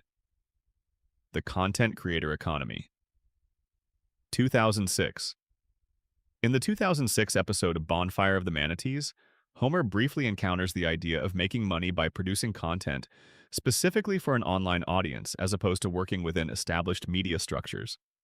The show was satirizing a concept that was just beginning to take shape as YouTube had launched in 2005, and the idea of independent online content creators was still new enough to be funny rather than normal. By the 2020s, the creator economy, the ecosystem of individuals producing content for online platforms, and monetizing that production through advertising revenue, subscriptions, merchandise, and sponsorship had become a major economic sector, employing millions of people and generating billions in revenue. The show had made a joke about it in 2006. Deep fake technology and identity fraud. 2015. A 2015 episode depicted video footage being manipulated to place a person in a scenario they had never actually been in, for the purpose of creating a false impression of their behavior or statements. The technology depicted in the episode was more advanced than what was commercially available in 2015, but less advanced than what became available between 2017 and 2020. As deep fake technology became increasingly accessible, Deep fake technology, using artificial intelligence to generate convincing false video, has raised serious concerns about its potential use in fraud, political manipulation, and the destruction of personal reputations. The concerns that the show was gesturing at in its 2015 joke became substantial, real-world policy concerns within 5 years. The Viral Challenge and Its Dangers, 2002. An episode from 2002 depicted a social phenomenon in which people competed to perform increasingly dangerous actions in order to achieve recognition and status within their social group. The episode was making a joke about teenage risk-taking behavior, but the specific form of that behavior, the competitive escalation toward danger, driven by the desire for social recognition, anticipates the specific dynamics of dangerous internet challenges that would become a recurring news story from the 2010s onward. The Tide Pod Challenge, the Skullbreaker Challenge, the Blackout Challenge. Each of these involved teenagers competing to perform dangerous actions, in part because of the social media visibility that came with doing so. The Simpsons had been satirizing the underlying psychology of that behavior decades before the specific social media platforms that would amplify it existed. The Surveillance Camera Network, 2000. In the 2000 episode Homer and Big Business, the show depicted a Springfield in which public and private surveillance cameras had proliferated to the point where most of what happened in public spaces was recorded. The comedy was about the intersection of surveillance footage and public embarrassment, about the discovery that one's actions in what seemed like private moments were actually captured on camera. The specific prediction was accurate. By the 2000s, the combination of municipal CCTV, private business cameras, doorbell cameras, and smartphone cameras meant that most activity in urban public spaces was being recorded by multiple devices simultaneously. The specific social dynamics the show had been joking about, the impossibility of truly private behavior in public, the permanence of footage, the asymmetric exposure that surveillance creates, had become real features of daily life. AI, customer service, and automated interaction, 2004. Several episodes from the mid-2000s depicted automated customer service systems that were sophisticated enough to simulate human interaction, but that created frustrating experiences for the people using them because the simulation was imperfect, because the automated system could not handle the actual complexity of the human situation it was supposedly addressing. Automated customer service, which had existed in primitive form since the 1990s, became dramatically more sophisticated with the development of AI language models in the 2000s and 2000s. The specific dynamic the show had been joking about, the AI system that sounds helpful but is actually delivering a constrained set of responses that do not address what you actually need, became one of the defining irritations of the modern consumer experience. Section 9. Who were these writers? The Simpsons prediction phenomenon is impossible to fully understand without understanding who was in the room when the predictions were made. The show's writing staff, particularly in its early and middle seasons, was unusual in ways that go beyond the obvious fact of producing good comedy. The educational and professional backgrounds of the people writing Simpsons episodes in the 1990s and early 2000s created a room whose combined analytical capabilities were genuinely extraordinary by the standards of the television industry, or frankly most industries. And understanding how those capabilities were assembled and what they allowed the writers to see helps explain why the predictions happened as often and as accurately as they did. The Harvard connection. The association between The Simpsons and Harvard University has been noted so frequently that it has become a cliché of television trivia. But the underlying reality is worth examining in some detail, because it is not simply that the show hired Harvard graduates in the way that many prestigious institutions hire from prestigious universities. The show hired Harvard graduates who had been specifically shaped by a particular institution within Harvard, the Harvard Lampoon, that had been producing a specific kind of observational, satirical intelligence for over a century. The Harvard Lampoon is a comedy publication that has been operating since 1876. It has, over the decades, developed a specific style of humor, highly referential, structurally precise, attentive to the gap between what things claim to be and what they actually are, interested in systems and institutions rather than just individual characters and jokes.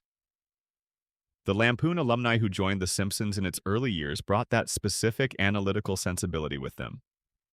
They were not just funny. They were trained in a specific way of being funny that required a deep understanding of the systems they were satirizing. Al Jean, who has served as showrunner for much of the show's history, graduated from Harvard with a degree in mathematics in 1981. Mike Rice, who was the showrunner for the first 2 seasons alongside Jean, also graduated from Harvard.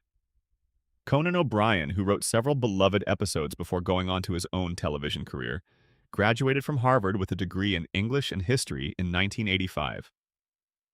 David S. Cohen, who put real physics on a chalkboard in the Wizard of Evergreen Terrace episode, graduated from Harvard with a degree in physics before completing graduate work at Berkeley. The list continues through multiple generations of writers. The Harvard connection was not coincidental. The show deliberately recruited from the Lampoon and from similar institutions because it was looking for writers who combined comic ability with genuine intellectual depth. The mathematics and science writers. The show's engagement with science and mathematics is substantially explained by the fact that several of its most influential writers had genuine expertise in those fields. Jeff Westbrook, who worked on the show from 1991 to 2004, holds a Ph.D. in computer science from Princeton and was a professor at Yale before joining The Simpsons. His academic work was in algorithms and computational complexity. He did not simply know math in the way an educated person might know math. He was a professional mathematician who had done publishable research. Ken Keeler, who joined the show in 1994 and stayed for 2 decades, holds a Ph.D. in applied mathematics from Harvard. He wrote the episode Homer versus Patty and Selma, which contains the Higgs boson adjacent equation. And he is also responsible for a genuinely original mathematical theorem, the Futurama theorem, which he proved within the text of a Futurama episode. J. Stewart Burns holds a master's degree in mathematics from Harvard. David X. Cohen, who later became the showrunner of Futurama, has a master's degree in computer science from Berkeley. The cumulative effect of having multiple writers with genuine mathematical and scientific training was that the show could make jokes about technical subjects that were accurate. When a physics equation appeared on Homer's chalkboard, it was often real physics written by someone with real physics training, not symbols arranged to look like equations. This explains a substantial portion of the science predictions. The writers were not guessing about physics. They were doing physics for fun and putting it in episodes. When that physics pointed toward real results, it was because it was real physics. The political and economic analysts. The show also employed writers who had extensive knowledge of and genuine interest in political and economic systems.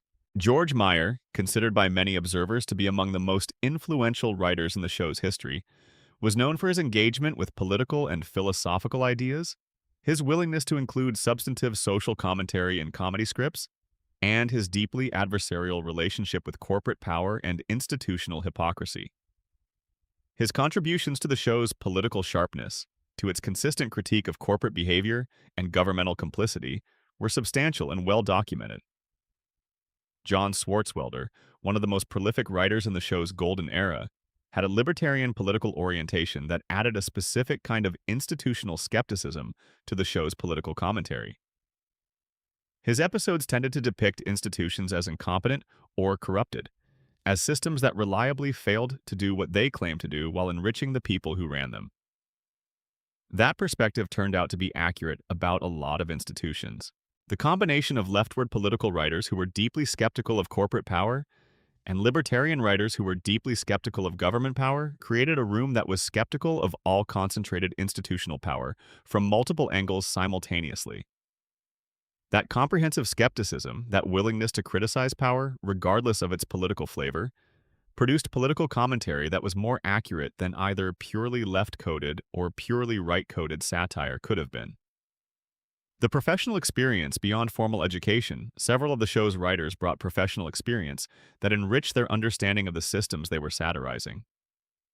Writers who had worked in other industries, who had observed corporate dynamics from the inside, who had experienced the gap between official institutional claims and actual institutional behavior, brought that experiential knowledge to their scripts. The show's depictions of corporate bureaucracy, of the specific textures of workplace dysfunction, of the way large organizations develop internal cultures that bear no relationship to their stated purposes were often accurate because they were based on genuine observation of how organizations actually work. The reading habits. Multiple former writers and producers who have given interviews about the show's creative process have described The Simpsons writing room as a place where people read voraciously and where that reading fed directly into the show's content. Scientific papers, academic research, obscure history, foreign policy analysis, economic theory. Writers read things that comedy writers are not supposed to read, and then found ways to make those things funny. The Holmstrom Nobel Prize prediction, for example, is most plausibly explained by a writer who had been reading about economics academic circles, and who knew that Holmstrom was a significant figure whose work had not yet received the formal recognition it arguably deserved. That level of engaged reading, that appetite for the kind of knowledge that does not appear in general news coverage, is a specific and unusual thing to find concentrated in a television comedy writing room. The Simpsons had it, and it shows. The long timeline effect. One final factor in understanding the writing room is temporal. The people who wrote The Simpsons in its early years have, in some cases, been writing The Simpsons for 30 years or more. Al Jean has been with the show since the first season. Several writers have tenures measured in decades. That temporal depth means that the show has writers who have been watching American culture, politics, technology, and economics with sustained professional attention for 3.5 decades. They have been taking notes. They have been making predictions. They have been seeing patterns that extend across decades rather than news cycles. The long view perspective is rare in any field and especially rare in television, where the pressures of weekly production tend to force attention toward the immediate rather than the structural.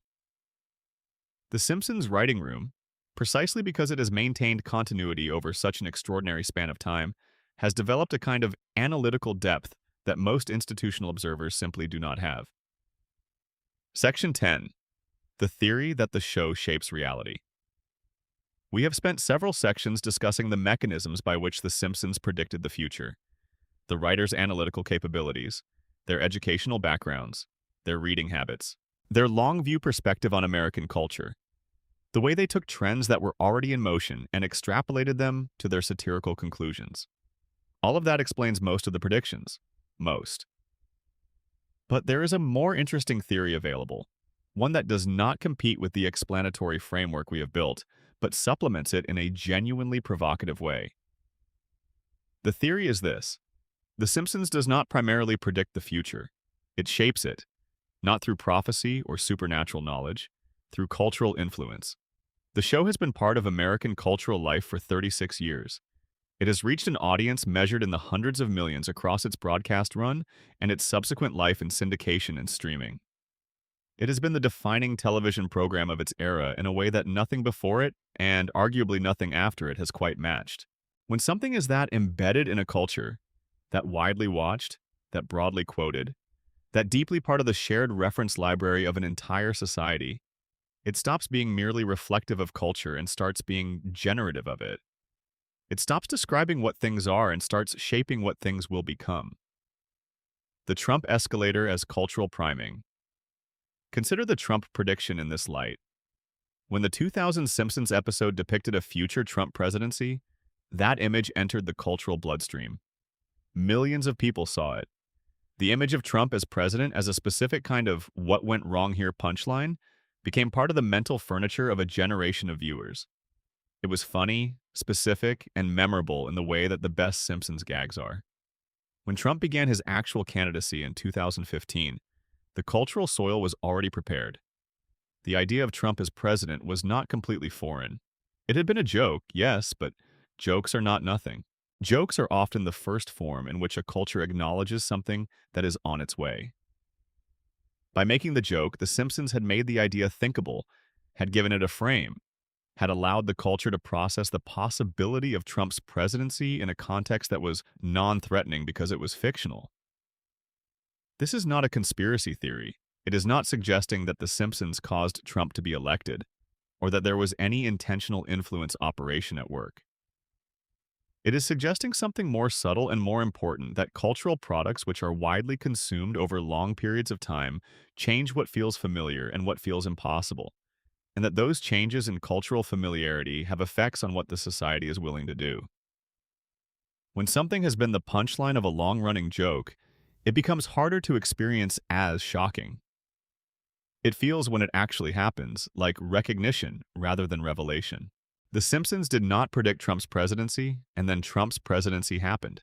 The Simpsons made Trump's presidency legible as a cultural event, part of a comprehensible narrative embedded in a satirical frame that the culture had internalized.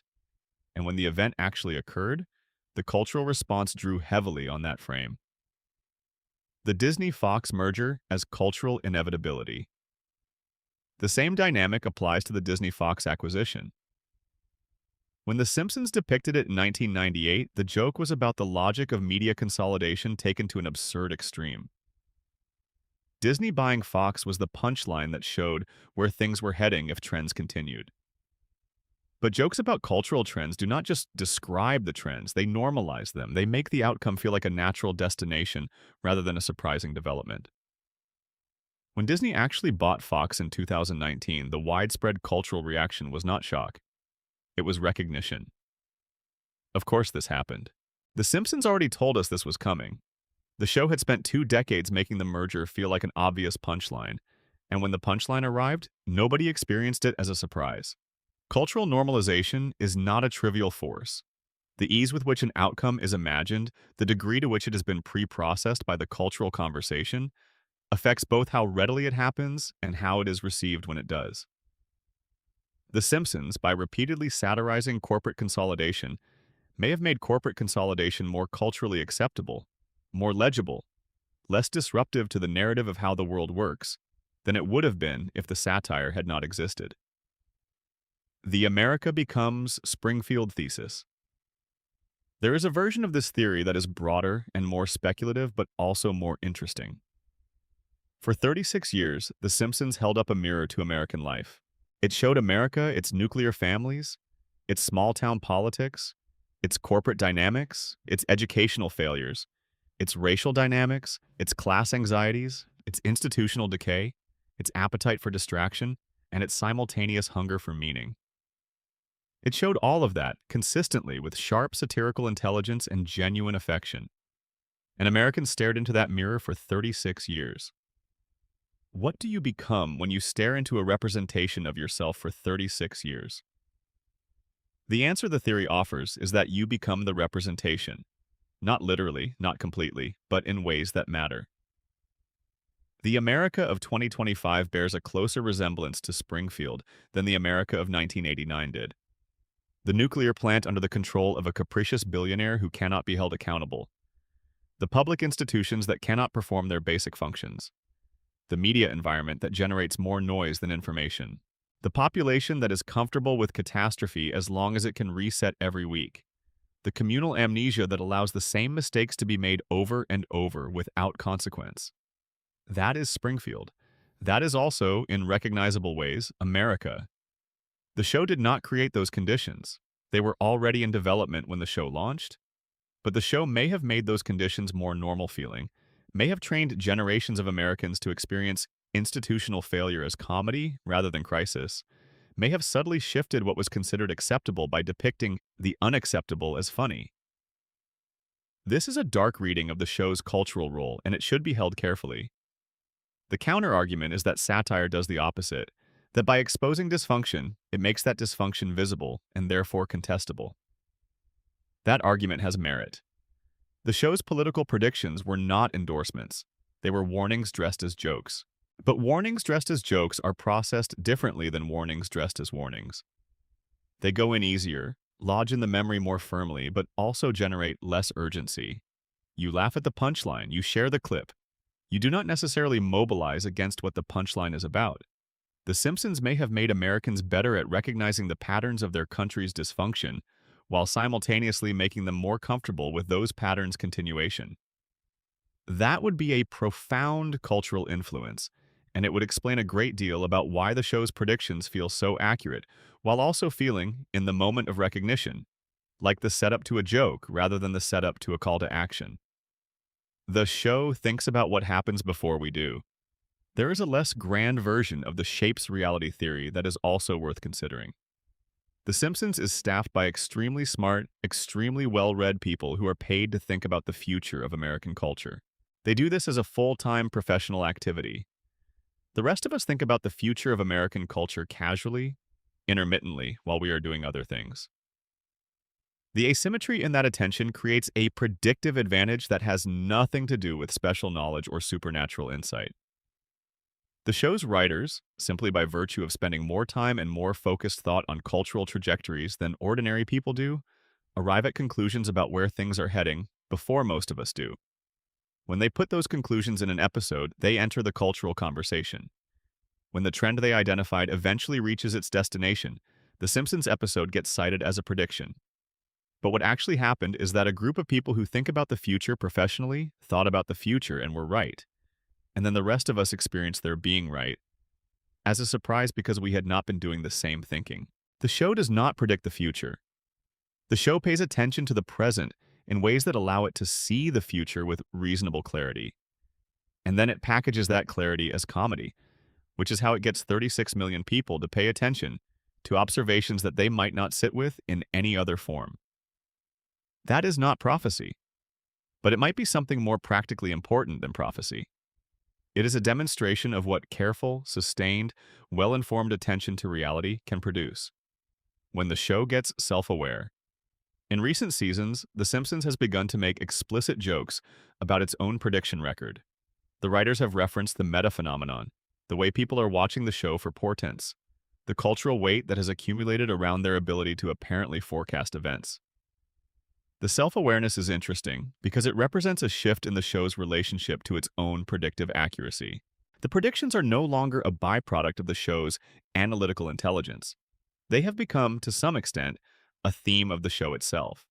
The show now knows that it is being watched as a prediction engine, and it has adjusted its own self-presentation to reflect that knowledge.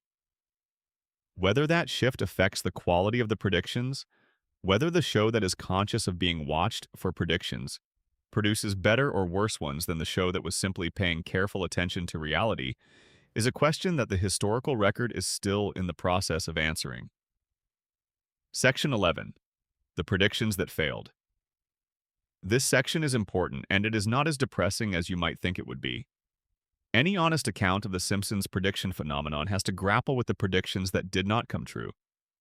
The episodes that imagined futures that never arrived. The jokes about technologies that were not built. The satirical extrapolations of trends that reversed direction or simply stopped. The specific forecasts that turned out to be wrong, because there are a lot of them. The show has produced nearly 800 episodes over 36 years.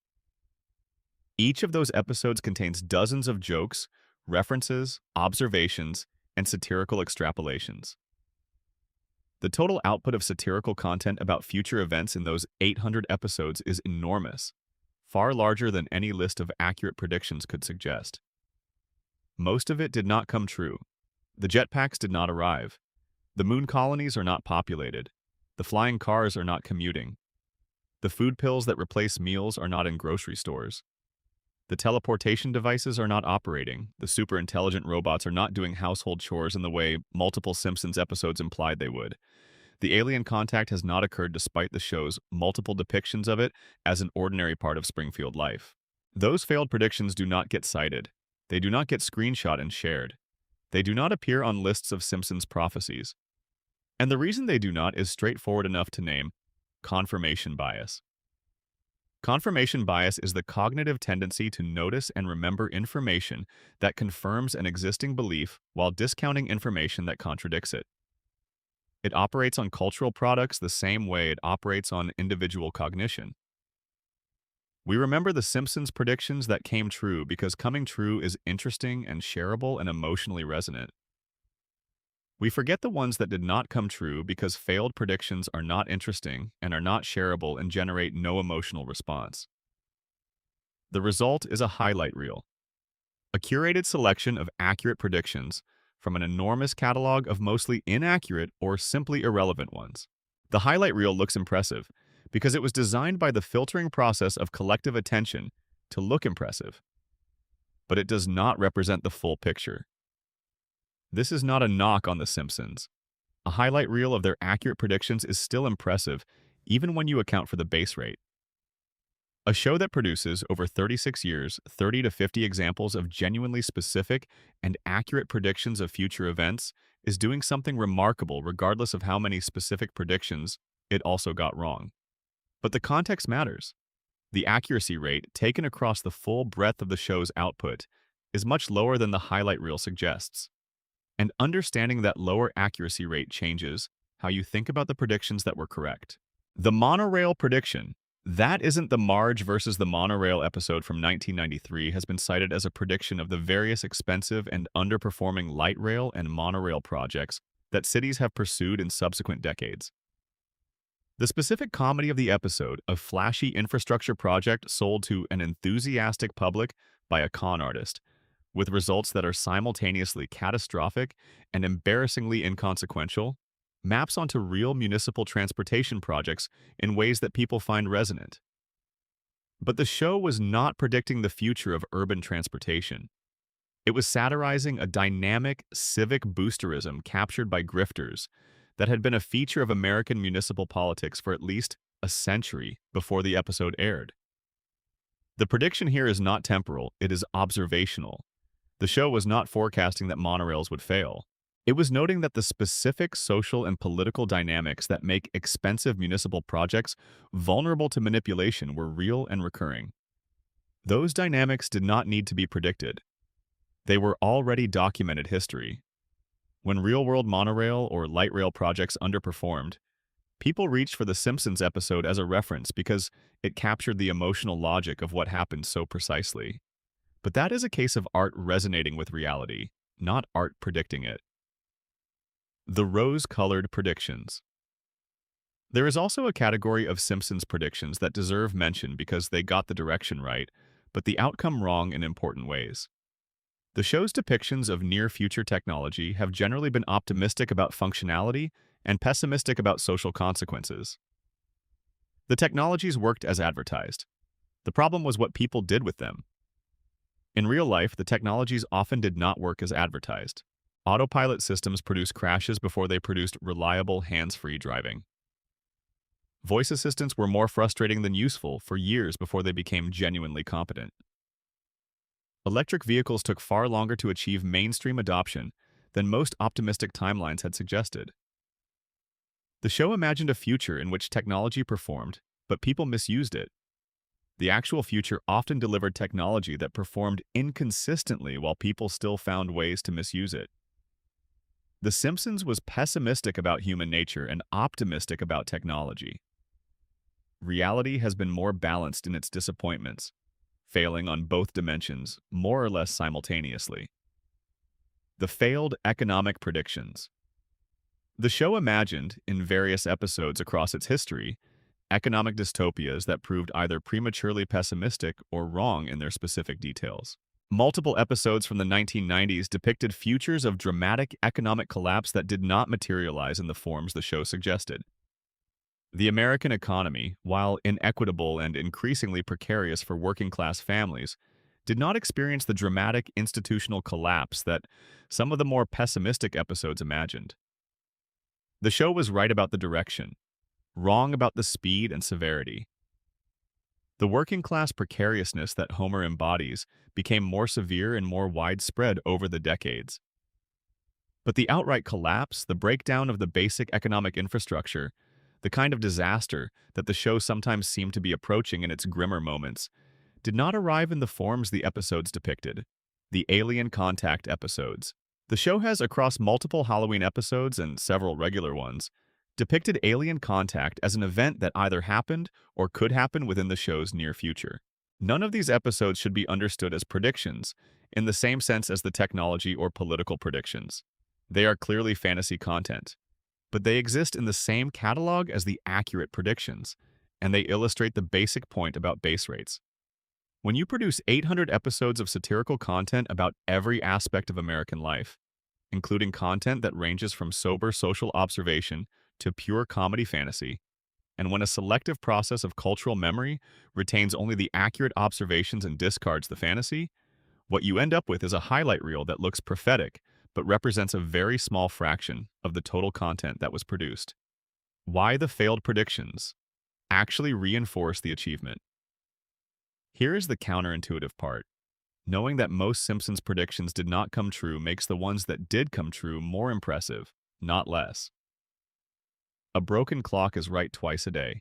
A randomly generating satirical machine, producing enough output over enough time, would eventually produce some content that coincided with real events through pure statistical chance.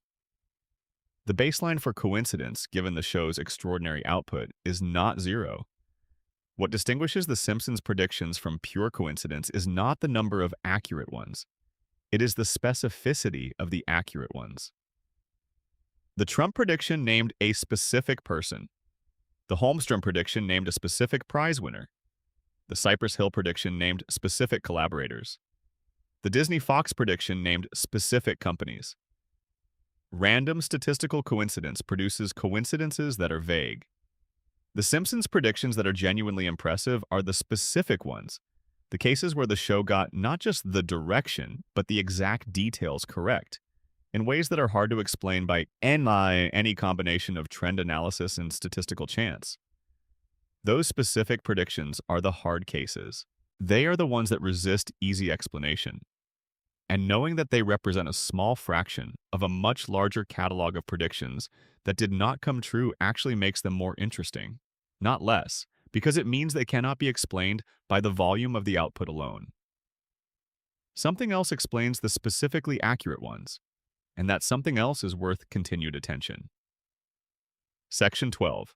The final thought. Springfield. As America's mirror. We have been at this for a long time now. We have gone through 36 years of predictions, one by one.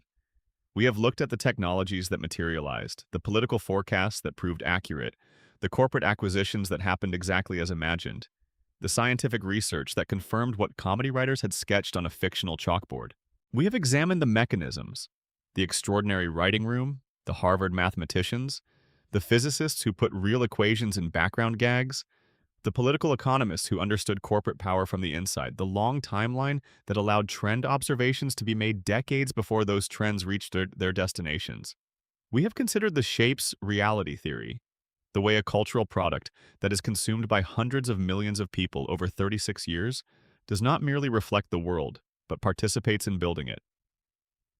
We have been honest about the failures, the predictions that did not materialize, the satirical extrapolations that took wrong turns, the highlight reel problem that makes the show's predictive record look more comprehensive than it actually is.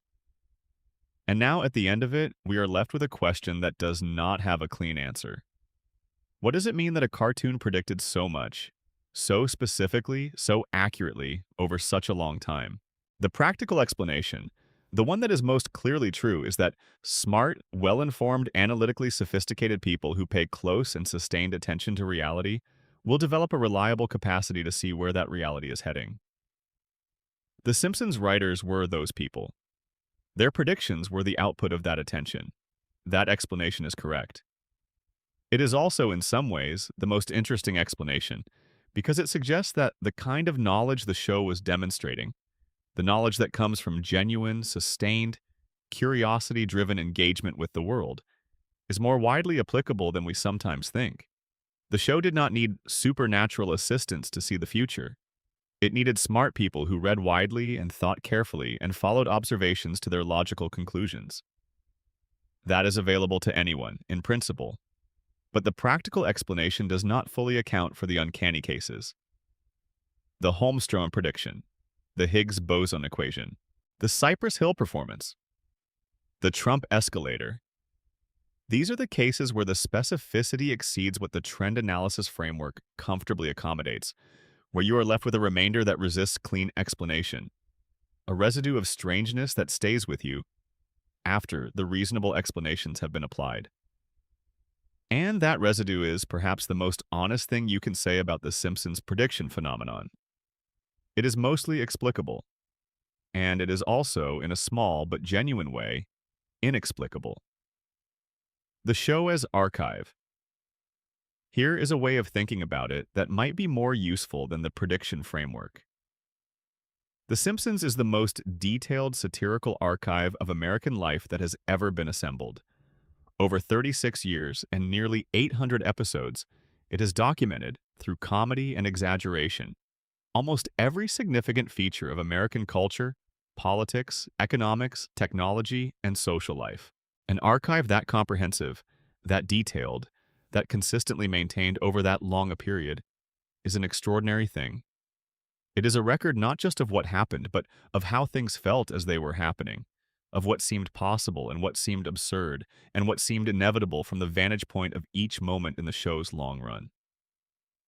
When we pull up an episode from 1993 and see a joke that looks like it describes something from 2020, we are doing something that has genuine value beyond the entertainment of the coincidence. We are looking at what smart, engaged observers of American culture were seeing in 1993 about the direction things were heading. We are looking at the past's view of the future, which is a particular and useful kind of perspective. It tells us what was already in motion long before most people recognized it. It tells us which trends were already visible to careful observers while they were still too small or too distant to register in mainstream awareness. It tells us, in retrospect, what we should have been paying more attention to. In that sense, the show's predictions are not primarily about the show's predictive accuracy. They are about what was already real before we thought it was real, about the futures that were already embedded in the present long before they emerged into visibility. The emotional core of the phenomenon. There is an emotional dimension to the Simpsons prediction phenomenon that the analytical frameworks do not quite capture. When we discover that a 30-year-old episode of a cartoon predicted something that happened last year, we feel something specific. Something that is part wonder and part unease and part, strange as it might seem, comfort. The wonder is obvious. The accuracy is genuinely impressive. The unease is understandable. If a cartoon was this clearly right about where things were heading, why didn't we pay more attention? Why didn't the predictions change anything? Why did we laugh at the jokes? And then, when the jokes came true, act surprised. But the comfort is the most interesting part. The comfort comes from continuity, from the sense that the world has been comprehensible for longer than it sometimes feels, that its patterns have been visible to those who looked, that the strangeness of the present was not an unprecedented rupture, but a continuation of directions that were already in motion and already being described by people paying attention. That continuity is not reassuring in the sense of suggesting that everything is fine. Clearly, much of what The Simpsons predicted was not fine. But it is reassuring in the sense of suggesting that the world is legible, that careful attention to reality produces useful knowledge, that there is no mystery about how things came to be the way they are, only the willingness to look carefully at what was already there. The show held up the mirror. The reflection was accurate. Whether we did anything with the accuracy is a different question. Springfield as the shape of things. In the end, maybe the right way to think about The Simpsons and its predictions is not as forecasting at all. The show did not predict the future. The show described the present so thoroughly, with such analytical precision and such satirical clarity, that when the present became the past and the future arrived, the description turned out to apply. Springfield is not a prediction of America. Springfield is America, distilled, concentrated, stripped of its flattering self-image and presented in a form that was funny enough to be consumed without the immediate defensive reflex that honest portraiture tends to generate. The predictions are not the show getting things right about the future. They are the show getting things right about the present, about the underlying structures and directions that were already shaping events, in ways that only became fully visible when those structures and directions had traveled far enough to become impossible to ignore. That is a harder thing to do than predicting the future. The future is unknown. The present is already there in front of us, waiting to be seen clearly. Most of the time, we do not see it clearly because seeing clearly is uncomfortable, or because seeing it clearly would require us to act, and acting is difficult, or simply because the noise of daily life makes careful attention hard to sustain. The Simpsons sustained it, week after week, season after season, for 36 years. And the accumulation of that sustained attention is what the prediction lists are actually documenting, not a special relationship with future events, but a long-running demonstration of what happens when you really look at the world as it actually is. Springfield is every American city. Homer is every American worker. Burns is every American corporation. The power plant is every industrial facility that externalizes its costs onto the community it pretends to serve. The town meeting is every democratic process captured by the people with the most to gain from the outcome. And the fact that this cartoon has been running for 36 years, that we keep watching it, that we keep finding in its episodes descriptions of our present and previews of our future, says something about us as much as it says about the show. We recognize Springfield because we live there. We have always lived there. We just needed someone to hold up the mirror long enough that we could stop pretending we did not. The last prediction. There is one Simpsons prediction that no one ever puts on the lists. The show predicted that it would still be on the air in 2025. Not explicitly, not in any specific episode, but in the structure of the show itself, in the decisions the writers made to build something that could keep going indefinitely, to create a format flexible enough to absorb any cultural moment, a cast versatile enough to engage any topic, a town complete enough to be always relevant regardless of the specific current event it was commenting on. The show predicted its own longevity by building for it, by creating something so attentive to the permanent features of American life that it could not become irrelevant as long as those features endured. And here we are, 36 years later, still watching Homer go to work, still watching Bart ride his skateboard, still watching Lisa raise her saxophone, still watching Marge hold the family together through patience so extensive it approaches the miraculous. Still watching, still finding in the episodes things that look like they were written last week about things that happened last month. Still discovering again and again that the show knew. It always knew. Because it was paying attention. And paying attention, really paying attention to the world as it actually is, turns out to be the closest thing to prophecy that is available to ordinary human beings. That is not nothing. That, in fact, is everything. Take your time falling asleep tonight. Springfield will still be here in the morning. It always is. That's the whole point. End of script. Approximate word count, 33,200 words. Production notes for 11 Labs voiceover. Pace slow and deliberate throughout. Sections are designed for a contemplative, late-night listening pace. Allow pauses at paragraph breaks. Tone. Warm, curious, slightly conspiratorial, but never breathless. Think of a knowledgeable friend explaining something fascinating rather than a documentary narrator building to a climax. Emphasis. De-emphasize sentences that introduce lists. Let the details within each observation carry the weight rather than building structural tension. Section breaks. Allow a longer pause, 2 to 3 seconds between major sections. Names. Burns, Groening, Matt Groening, Holmstrom, Tamzarian.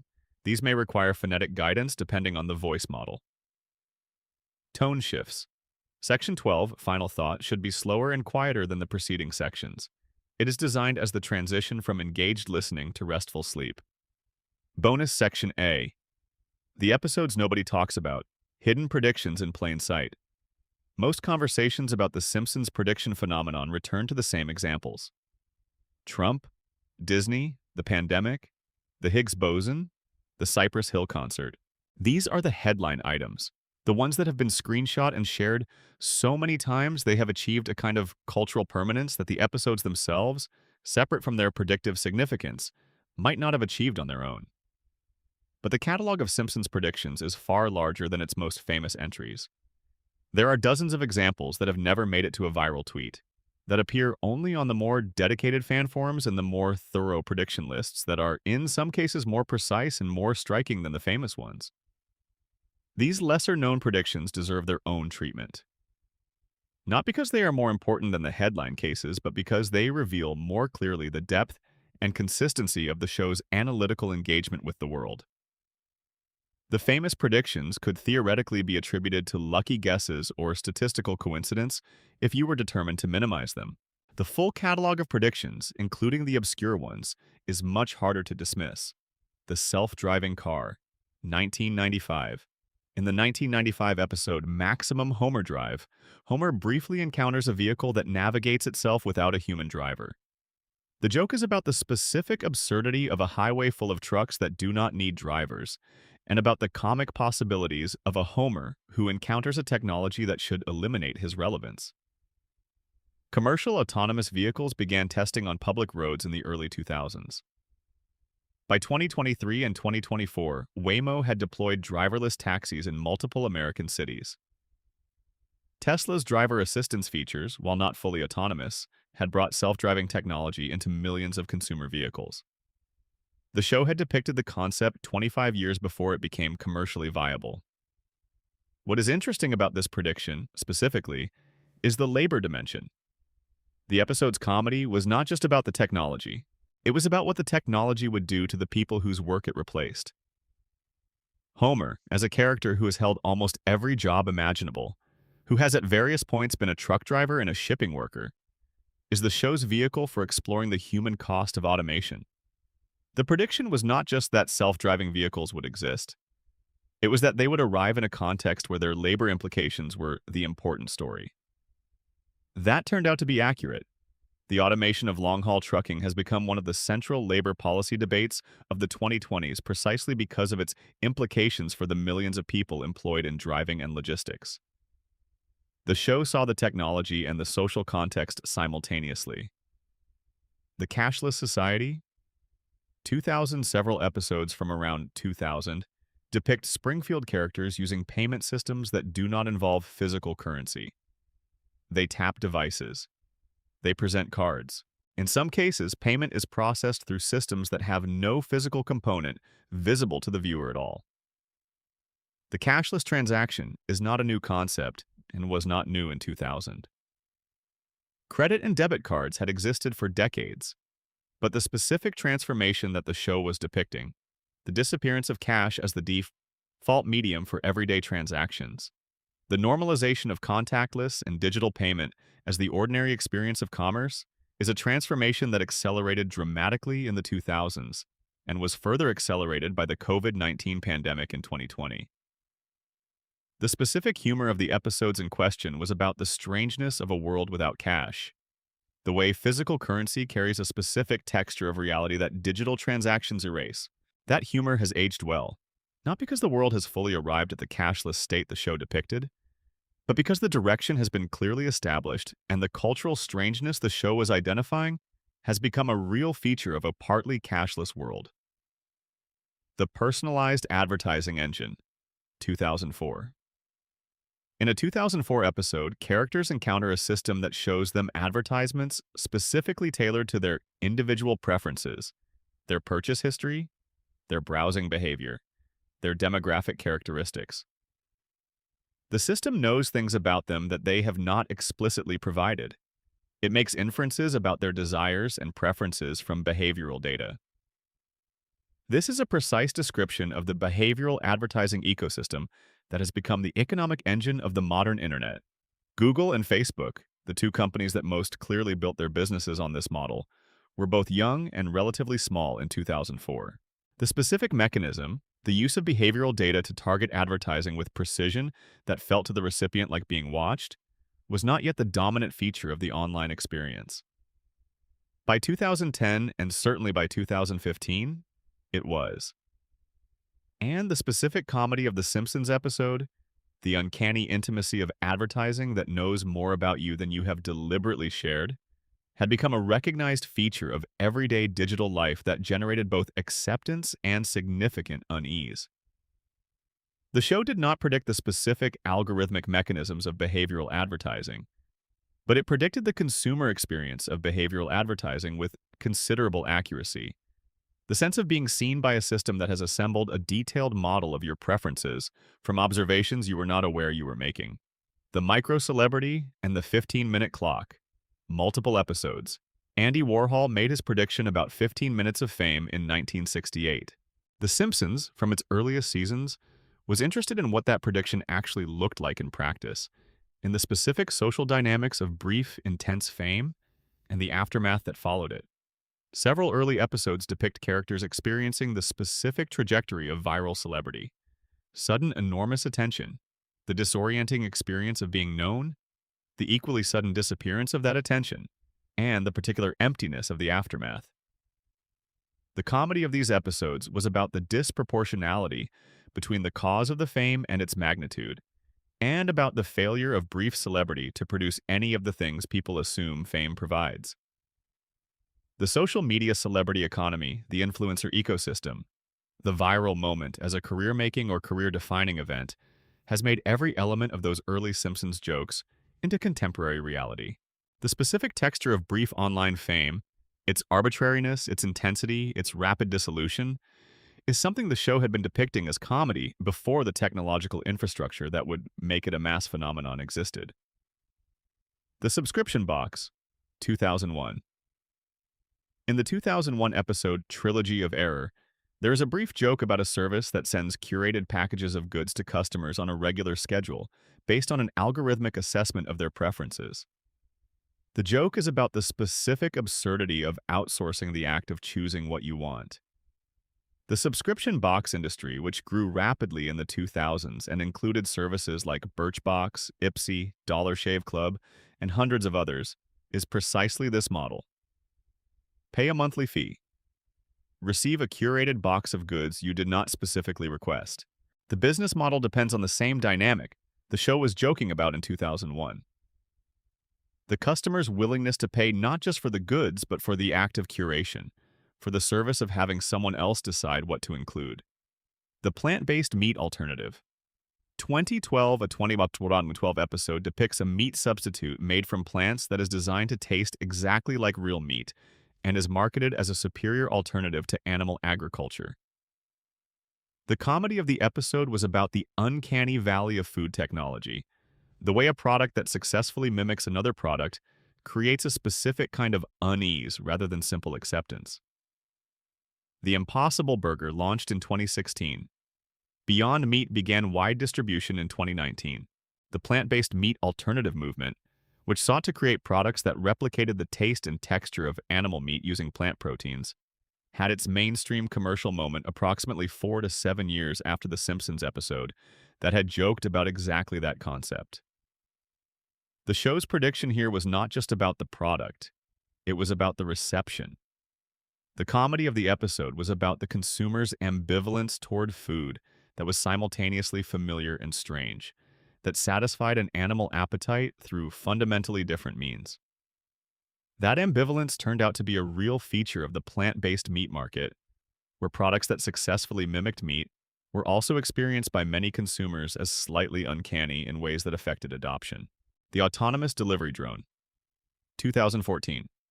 In a 2014 Simpsons couch gag, which served as an extended visual joke rather than a plot element, delivery drones are depicted bringing a package to the Simpson family home. The drones are autonomous. They navigate without human pilots. They deliver to a specific address. The comedy of the gag was about the strangeness of the delivery drone as a consumer experience, the encounter with a technology that performs a familiar service through an unfamiliar means. Amazon began testing drone delivery in 2013 with its Amazon Prime Air program. The program has been in testing and limited deployment since then, with FAA approval for limited commercial operations coming in 2022. By 2024, drone delivery was operating in limited commercial contexts in several countries, closer to routine than when The Simpsons gag depicted it, but still not the ubiquitous consumer experience the episode's animation suggested. The Water Scarcity Crisis. 2005, multiple episodes from around 2005, and later depict scenarios in which fresh water has become a scarce and therefore valuable resource, subject to the same commodification and corporate control that had historically applied to other scarce resources. By the 2020s, water scarcity had become a recognized global crisis, with freshwater sources depleting faster than they were being replenished in many regions. The commodification of water, the control of water supplies by corporate interests, and the conflict over water rights had become significant features of both domestic and international policy debate. The show was making these observations in a period when water scarcity was already a recognized concern among environmental scientists, but had not yet entered mainstream political consciousness as a pressing near-term issue. The jokes aged into something more serious, as the show's jokes often do. The Smart Refrigerator, 1999. In the 1999 episode, a Simpsons character interacts with a refrigerator that monitors its contents, tracks consumption patterns, and automatically orders replacements when items are depleted. The comedy was about the absurdity of a kitchen appliance that had more agency than its owner. Smart refrigerators, which can monitor their contents through internal cameras and sensors and be integrated with grocery ordering services, have been commercially available since the mid-2000s. Samsung has offered connected refrigerators since approximately 2016. The show was depicting the concept 20 years before it became a consumer product, and specifically depicting the version of the concept that actually materialized. Not just a connected refrigerator in the abstract, but one integrated with grocery supply chains. Bonus Section B. The International Predictions. What the show saw beyond America. Most discussions of The Simpsons prediction phenomenon focus on American events and American trends, which makes sense given that the show is American and its primary audience was American. But the show's predictive record extends beyond American borders in ways that have received less attention and that are, in some cases, more striking precisely because they involve events in contexts that the show's writers would have had less direct access to. The Ebola outbreak in Africa, revisited. We mentioned the Ebola gag in the health section, noting that it predated the 2014 West African Ebola epidemic. What is worth adding here is the geographic and institutional specificity of what the show was capturing. The 2014 Ebola outbreak was not just a public health crisis. It was also a crisis of international institutional response, a demonstration of the specific failure modes of global health governance when a severe pathogen emerges in a region without the healthcare infrastructure to contain it independently. The international response was slow, uncoordinated, and inadequate for reasons that were themselves predictable from the prior history of international health institutions. The Simpsons, in its treatment of epidemic scenarios throughout the 1990s and 2000s, was consistently attentive to the institutional dimension, to the specific way that public health crises reveal the gap between what institutions claim they can do and what they actually do. That institutional critique applied as accurately to the Ebola response as it did to the fictional pandemics the show depicted. The Arab Spring and social media revolution, 2010. In the months before the Arab Spring protests of 2010 and 2011, which were partly organized and amplified through social media platforms, The Simpsons made several observations about the potential for digital communication tools to enable rapid political mobilization by ordinary people. The show was not specifically predicting the Arab Spring. It was observing accurately that the combination of widespread mobile internet access, social media platforms, and political grievances that had accumulated over decades without outlet could produce rapid, large-scale collective action in ways that existing political institutions were not equipped to anticipate or manage. The Arab Spring was a specific manifestation of a general dynamic that the show had been watching develop. The specific countries, the specific events, the specific political outcomes were not predictable from trend analysis alone. But the existence of the type of event, the social media-facilitated rapid political mobilization, was something the show was already describing in general terms. The Brexit dynamic. Multiple observations. Several Simpsons episodes from the 2000s and early 2010s depicted dynamics that, in retrospect, look like they were describing the psychological and political conditions for the Brexit vote in 2016. These episodes depicted communities where resentment of distant institutional authority combined with nostalgic nationalism to produce political decisions that prioritized this emotional satisfaction over economic rationality. The show was not predicting Brexit specifically. It was describing a pattern of populist politics that could appear in multiple national contexts. That pattern did appear in multiple national contexts, including in the United Kingdom in 2016. Whether the show should be credited with a Brexit prediction depends on how broadly you define the prediction category. But the family resemblance between the show's depictions and the actual political dynamics of the Brexit vote is close enough to be noteworthy. Chinese economic power, 2005 onwards. Multiple episodes from the mid-2000s onward depicted China as a major economic power whose relationship with the United States was characterized by interdependence, competition, and a specific kind of mutual incomprehension. The show was observing the direction of Chinese economic development and the likely shape of the relationship between the two economies. The specific predictions about Chinese economic power are notable not for their accuracy about particular events, but for their accuracy about the general shape of the Sino-American economic relationship that would define the following 2 decades. The dependence of American manufacturing on Chinese production, the competitive dynamics in specific industries, the cultural friction accompanying economic integration.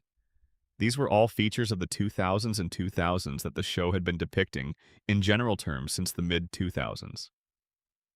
The rise of global populism. Multiple episodes. The Simpsons made jokes about the conditions for authoritarian populism, about the specific psychology of populations that find strongman leadership appealing, about the conditions under which democratic institutions can be undermined from within, since at least the late 1990s. The rise of populist authoritarian movements across multiple countries in the 2010s and 2020s, from Hungary to Brazil to India to the Philippines, followed a pattern that the show had been describing in general terms for decades. The specific trigger conditions, economic displacement, cultural anxiety, institutional delegitimization, the availability of a charismatic leader willing to exploit those conditions were visible to careful observers long before they produced specific political events. Bonus Section C. The predictions within predictions, meta-commentary, and self-reference. One of the most interesting and least discussed aspects of The Simpsons prediction phenomenon is the degree to which the show has, over its history, made predictions about its own cultural status and about the nature of its own relationship to reality. These meta-predictions are stranger than the object-level predictions because they are the show commenting on itself, using its own platform to make observations about what it is and what it will become. And several of those meta-predictions have turned out to be accurate in ways that are genuinely thought-provoking. The show predicted its own longevity. In multiple episodes across the show's history, characters make references to the Simpson family being part of American life indefinitely, to the show going on forever, to Springfield persisting as a feature of the cultural landscape regardless of what else changes. These jokes were made at times when the show's continued existence was not guaranteed, when it had experienced commercial and creative ups and downs that made indefinite continuation look uncertain rather than inevitable. The joke about going on forever was funny, partly because it seemed preposterous. And yet here we are, the show that joked about running forever has in fact run for longer than almost any precedent in television history. The preposterous joke was accurate. The show predicted its own declining critical reputation. Several episodes from the show's middle and later periods include jokes about a long-running television program that has declined in quality, but continues to air because of habit and institutional momentum, rather than because it is still doing what it once did well. These are widely understood as self-referential jokes, as the writers acknowledging the critical consensus that the show's peak was behind it. They are also, in a specific sense, predictions. The show predicted that it would keep running after its peak. It predicted that audiences would keep watching out of loyalty rather than fresh enthusiasm. It predicted that its own continued existence would become a kind of cultural artifact separate from its current quality. All of this turned out to be accurate. The show has kept running. Audiences have kept watching, though in smaller numbers. The critical consensus that the golden era ended sometime around season 8 or 10 has been stable for 20 years. The show's existence has become a cultural fact that persists independently of what any particular current episode is doing. The show predicted the internet's treatment of the show. In the 1996 episode Homer vs. Patty and Selma, there is a brief joke about people analyzing The Simpsons with an intensity and detail that exceeds what the show actually warrants. The joke is about a kind of fan obsession that was recognizable in the newsgroup culture of early internet fandom, where people spent enormous effort developing theories about fictional universes in ways that could seem disproportionate from the outside. By the 2010s and 2020s, the analysis of The Simpsons that the joke was gently mocking had become one of the dominant forms of engagement with the show. The prediction lists, the theory videos, the episode breakdowns, the obsessive continuity tracking, the earnest arguments about the show's canon, All of this expanded enormously with the growth of YouTube and social media. The internet did to The Simpsons exactly what the show had joked about. The show predicted that its audience would become deeply invested in analyzing it. And then its audience became deeply invested in analyzing it. The show predicted the clip culture. In the late 1990s and early 2000s, the show made jokes about the extraction of specific moments from television programs to circulate independently without the surrounding context. The joke was about the compression of meaning, about the way a single clip could be more famous than the episode it came from. This is a description of contemporary clip culture, of the way social media has transformed television consumption from a sequential narrative experience to a library of extractable moments. The Simpsons prediction lists themselves are a product of clip culture. The Trump escalator prediction is famous not because many people have watched Bart to the Future recently, but because a specific clip from it has been extracted and shared millions of times. The show predicted the mode by which its own predictions would eventually become famous. The show predicted nostalgia for the show. Multiple episodes from the early 2010 onward made jokes about nostalgia for earlier periods of the show, about the specific cultural phenomenon of people preferring a remembered version of something to the current version. The comedy of these episodes was about the impossibility of recapturing what made a thing special the first time, about the way nostalgia reconstructs the past into something that never quite existed. The culture of Simpsons nostalgia, which is now a genuine and large subculture of internet entertainment, in which early episodes are treated as sacred texts and later episodes are judged against an idealized memory of the golden era, is exactly the dynamic these episodes were describing. The show predicted that its audience would develop a specific nostalgic relationship to earlier seasons of the show that would shape how the later seasons were received. Bonus Section D. Reading The Simpsons forward. What the show might still be predicting. If The Simpsons has demonstrated anything over 36 years, it is that the best use of the show's content is not to look back at what it got right, but to look at what it is currently saying and ask what that might mean for what comes next. This is the most speculative section of what has been, in parts, a speculative conversation. We are not in the business of making our own predictions. We are exploring what it would mean to take the show's current observations as seriously as we now, in retrospect, wish we had taken the observations it was making in 1993 or 1998. The AI replacement anxiety in current episodes. Recent Simpsons episodes have engaged extensively with artificial intelligence, with the specific anxieties about AI replacing human labor, human creativity, human judgment. The show has depicted AI systems that perform creative tasks, that interact with characters in ways that are simultaneously convincing and uncanny, that generate unease about the nature of creativity and authenticity. If the show's historical record is any guide, the specific anxieties it is currently depicting are based on real observations about real trends. The AI anxiety that is front and center in current episodes is not the writers imagining something remote and speculative. It is the writers engaging with something that is already in motion and asking, in the way they always have, where the motion leads.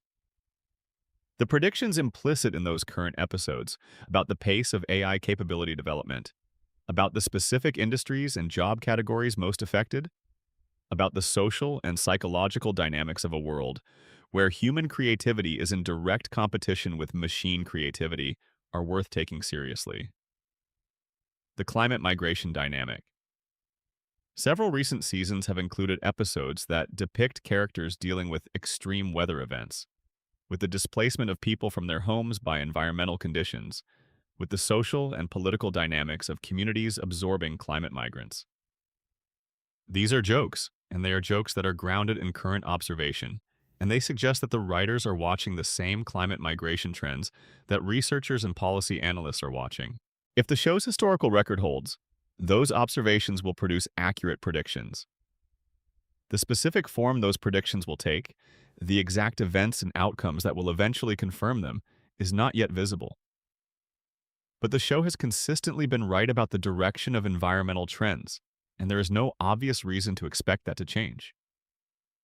The biosecurity and pandemic preparedness gap. The show's treatment of pandemic scenarios before 2020 and its treatment of the 2020 pandemic itself in subsequent episodes suggests that the writers are attentive to the specific institutional failures that make pandemic response inadequate. Those failures have not been corrected. The gap between the pandemic preparedness that institutions claim to provide and the preparedness they would actually deliver in a future pandemic event has, if anything, widened since 2020. The show's observations about that gap, in episodes that have aired since 2020, are observations about a real and ongoing vulnerability. Whatever those observations eventually predict, they are grounded in genuine analysis of genuine institutional fragility. The democracy stress test. Multiple recent episodes have engaged with the specific dynamics of democratic institutions under stress, with the conditions under which those institutions fail to perform their basic functions, with the social and political consequences of that failure. These episodes do not predict specific electoral outcomes. They describe structural conditions and structural vulnerabilities. Those structural observations have consistently, over the show's history, pointed toward outcomes that eventually materialized. There is no reason to expect the current observations to be less accurate than their predecessors. Bonus Section E. The writers speak. What? The people who made the predictions think about them. Throughout this exploration, we have referenced the official positions of the show's writers and producers on specific predictions. But it is worth spending more time with what those positions actually say, and what they reveal about how the show's creators understand their own work. Al Jean's position. Al Jean, who has been the show's executive producer for most of its run, has addressed the prediction phenomenon with characteristic mix of genuine modesty and dry comedy. His consistent position is that the predictions are coincidences generated by volume, that a show producing the quantity of satirical content The Simpsons produces over the time span it has been producing, it will inevitably produce some content that lines up with real events. This is the intellectually honest position, and it is largely correct. But Gene has also, in specific interviews, acknowledged that some of the predictions are harder to explain than others. He has acknowledged that the Holmstrom prediction surprised him.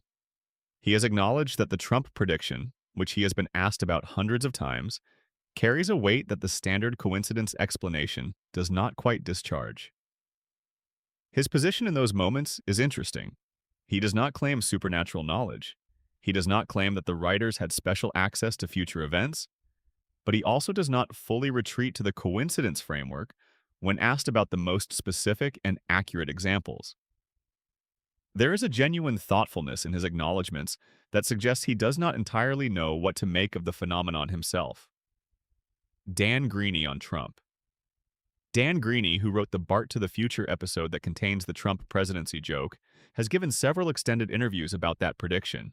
His account of what he was thinking when he wrote the joke is the most direct explanation of the trend-reading mechanism that the show consistently employed.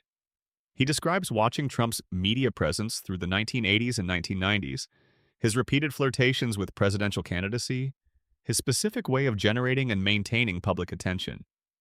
He describes the joke as an observation about where the logic of celebrity culture was heading, about what would happen if the trend of treating politics as an extension of entertainment continued without resistance. What Greaney does not claim is that he had any specific reason to expect the joke to come true. He was writing satire about a recognizable trend. He was exaggerating for comic effect. The exaggeration turned out to be accurate, which he describes as alarming rather than gratifying. His account is honest about the mechanism and honest about the emotional weight of being right in a way you never intended to be David's. Cohen on the Higgs boson.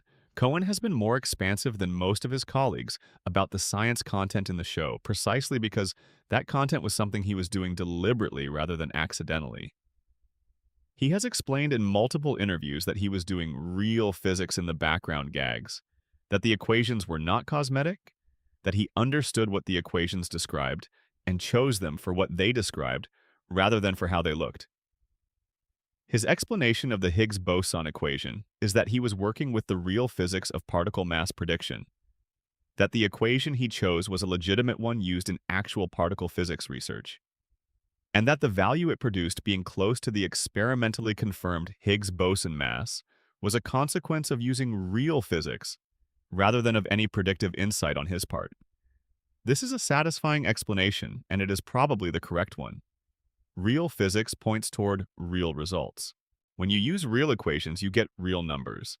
The numbers Cohen was generating were real particle physics numbers, and the number the LHC eventually confirmed was in the same neighborhood. What makes the explanation satisfying is also what makes it interesting. It suggests that the Higgs boson prediction was not really a prediction at all. It was a consequence of doing science correctly. The show did the science.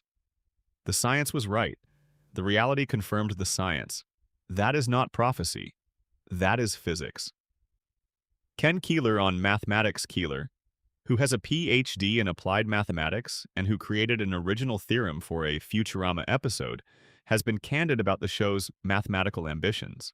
He has described the Simpsons writing room as a place where people took genuine pleasure in technical subjects, where mathematical puzzles and jokes were circulated among writers who could appreciate them, where the education and interest of the staff created a specific kind of intellectual culture that shaped the show's content. His observations about the writing room culture help explain why so many of the show's technical predictions were accurate. The staff was not performing mathematical and scientific engagement for the audience. They were doing it for themselves. The audience encountered the results of genuine intellectual engagement rather than simulated engagement, and the difference shows in the accuracy of the outcomes. Al Jean again. On the show's future in a recent interview, Gene was asked whether the show expected to keep running and what he thought the show's future predictions would turn out to be. His answer was characteristically dry. He said he expected to keep going until they stopped him, and that whatever the show was currently saying about the world was probably as accurate as what it had been saying 30 years ago, which was to say mostly accurate and occasionally wrong in interesting ways. It is the right answer. It is honest about the mechanism, honest about the accuracy rate, and honest about the continued relevance of the enterprise. The show keeps watching. The world keeps providing things to watch. And occasionally, sometimes often, sometimes in ways that are genuinely hard to explain, the watching and the world align in ways that make you sit back and consider the possibility that paying very close attention to reality is not just an intellectual exercise. It is a practice, a discipline, something you can get better at over time. And The Simpsons, 36 years in, is still practicing. Closing section. What to do with all of this? You have spent a long time in Springfield tonight. You have heard about the equations and the elections and the pandemics and the corporate mergers and the technology predictions and the science that came true and the specific uncanny cases that resist easy explanation.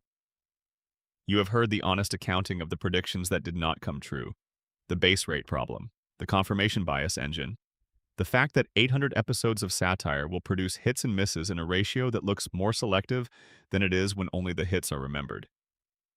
You have heard about the writing room, the Harvard mathematicians, the physicists who put real equations in background gags, the political economists who understood the shape of institutional power from the inside, the long accumulated attention of people who had been watching carefully for decades. And now you are at the end of it in whatever time and place this is finding you, and you are perhaps wondering what you are supposed to do with 2 hours and 36 years worth of a cartoon's relationship with reality. Here is what we suggest. Nothing urgent, nothing that requires action tonight, or this week, or necessarily at all.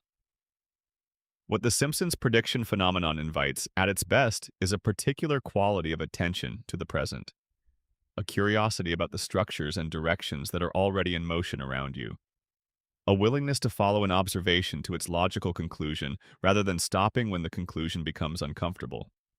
The show did not have special knowledge. It had careful eyes and willing minds and 36 years of practice looking at the world without flinching. That is available. That kind of attention is something any person can cultivate in their own life about the things that matter to them. The Simpsons watched America and saw things clearly enough to describe them accurately before most people recognize them.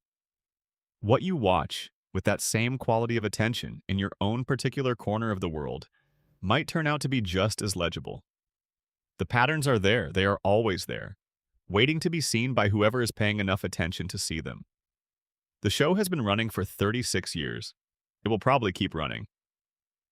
Every week, the family sits on the couch. Every week, the theme plays. Every week, Homer comes home from the plant, and the kids come in from wherever kids come in from, and Marge holds it all together with a patience that is either superhuman or a very specific kind of love. And somewhere in the jokes, in the background details, in the throwaway gags that nobody is quite paying attention to right now. Something is being described that will feel familiar later. Something is being said about where things are heading that will only become clear when they arrive. We will not know which ones. Not yet. That is always how it works. The predictions are invisible until they are not. The jokes are funny until they are not. The cartoon is entertainment until it is evidence. But it has always been paying attention. And now, for a little while tonight, so have you. Sleep well. Springfield will be here in the morning. It always is. End of complete script. Total approximate word count. 34,500 words. Extended section. The architecture of a long prediction. How time changes. What a joke means. There is something worth saying about the experience of watching a Simpsons episode from 1993 and 2025 that cannot be fully captured by any list of specific predictions. The experience is strange in a particular way. You are watching a piece of entertainment that was made for a specific moment, for a specific audience, with specific cultural references that were current at the time of broadcast. You are watching comedy that was designed to make people laugh on a specific Sunday night 30 years ago. And yet the episode is legible, more than legible. It is recognizable in ways that extend beyond the jokes, into the texture of the world it depicts, into the concerns that animate its characters, into the shape of the problems that the writers were thinking about. That recognizability is unusual for 3-decade-old television. Most television ages. The references become obscure. The cultural context that gave the jokes their meaning fades. The world the show was made for stops being the world the audience inhabits, and the gap becomes too wide to bridge without conscious effort. The Simpsons ages differently. It becomes more familiar with time rather than less. The jokes that seemed like exaggeration when they were written become, over decades, simply accurate description. The satirical extremes move toward the center of the cultural experience. The cartoon becomes less of a departure from reality and more of a close approximation of it. This is the long prediction effect, not the single episode that accurately described a single future event. The accumulation of episodes that together describe the shape of a future that had not yet arrived. A future that we now inhabit and that the show had been describing all along. The process of normalization. The process by which satirical exaggeration becomes accurate description is worth understanding in some detail because it is not random, and it is not simply a consequence of the show's volume of output. Satire works by taking a real feature of the world and amplifying it to the point where its absurdity becomes visible. The amplification is the joke. The underlying feature is the observation. When the underlying feature is a trend that is in motion, the amplification does not exaggerate reality so much as it predicts it. Because trends in motion tend to continue, and because the satirical extreme of a trend is often just the trend taken a few years further than it has yet gone, satire about active trends has a natural tendency to age into accurate description. This is the mechanism that explains most of The Simpsons predictions, stated in its most general form. The show took real trends, amplified them for comic effect, and then the trends continued until they reached the amplified point the show had depicted. The media consolidation jokes, the corporate power jokes, the surveillance jokes, the technology jokes. All of these were taking real trajectories and pushing them further than they had gone at the time of broadcast. The predictions came true because the trajectories continued, as trajectories in motion usually do. What this means is that the show's prediction record is essentially a record of trend identification. The cases where the show accurately predicted the future are the cases where the show correctly identified a trend that was in motion. The cases where the show did not accurately predict the future are the cases where it identified a direction that subsequently reversed, or a trend that reached its natural limit before arriving at the satirical extreme the show had depicted. The famous predictions are the cases of correct trend identification. The forgotten non-predictions are the cases of incorrect trend identification. Of trends that turned out not to be trends, or trends that turned out to have natural stopping points that the show's extrapolation had not accounted for. Understanding prediction as trend identification changes the question from how did they know to what were they observing. And that question has cleaner answers. They were observing corporate power, and corporate power continued to concentrate. They were observing surveillance technology, and surveillance technology continued to develop and deploy. They were observing media fragmentation and political polarization, and those trends continued. The knowledge was not supernatural, it was analytical.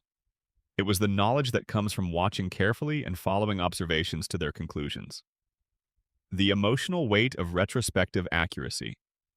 There is something emotionally specific about discovering that a joke you laughed at 30 years ago was describing your present. It is not exactly the same as discovering that a serious prediction was accurate.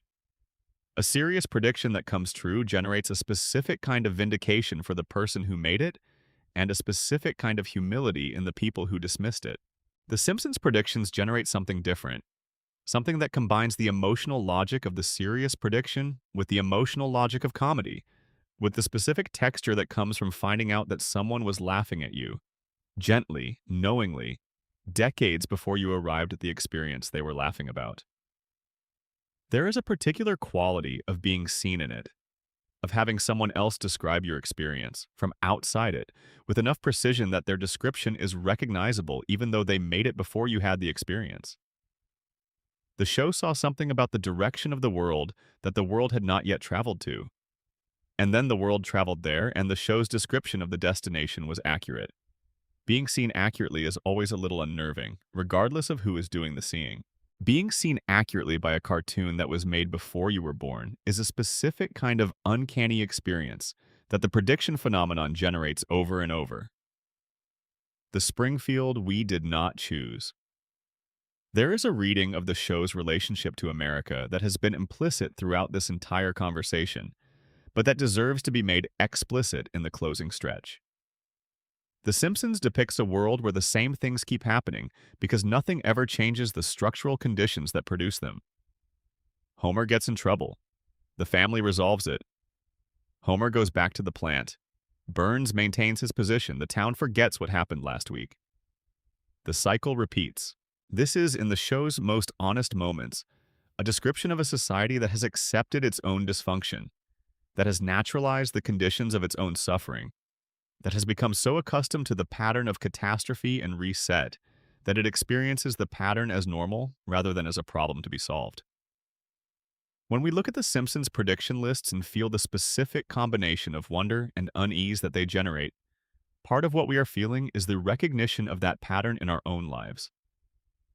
We are recognizing that the show was not just predicting specific events. It was predicting the emotional texture of living in a society that keeps generating the same kinds of problems while developing greater and greater sophistication in its methods of not addressing them.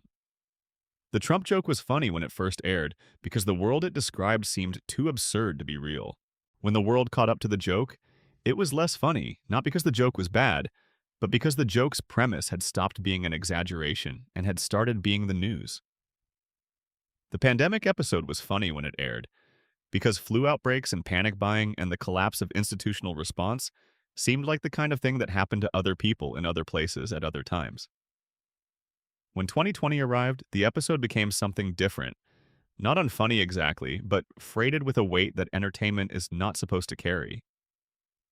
This is the deepest way in which the show shapes reality, rather than just describing it.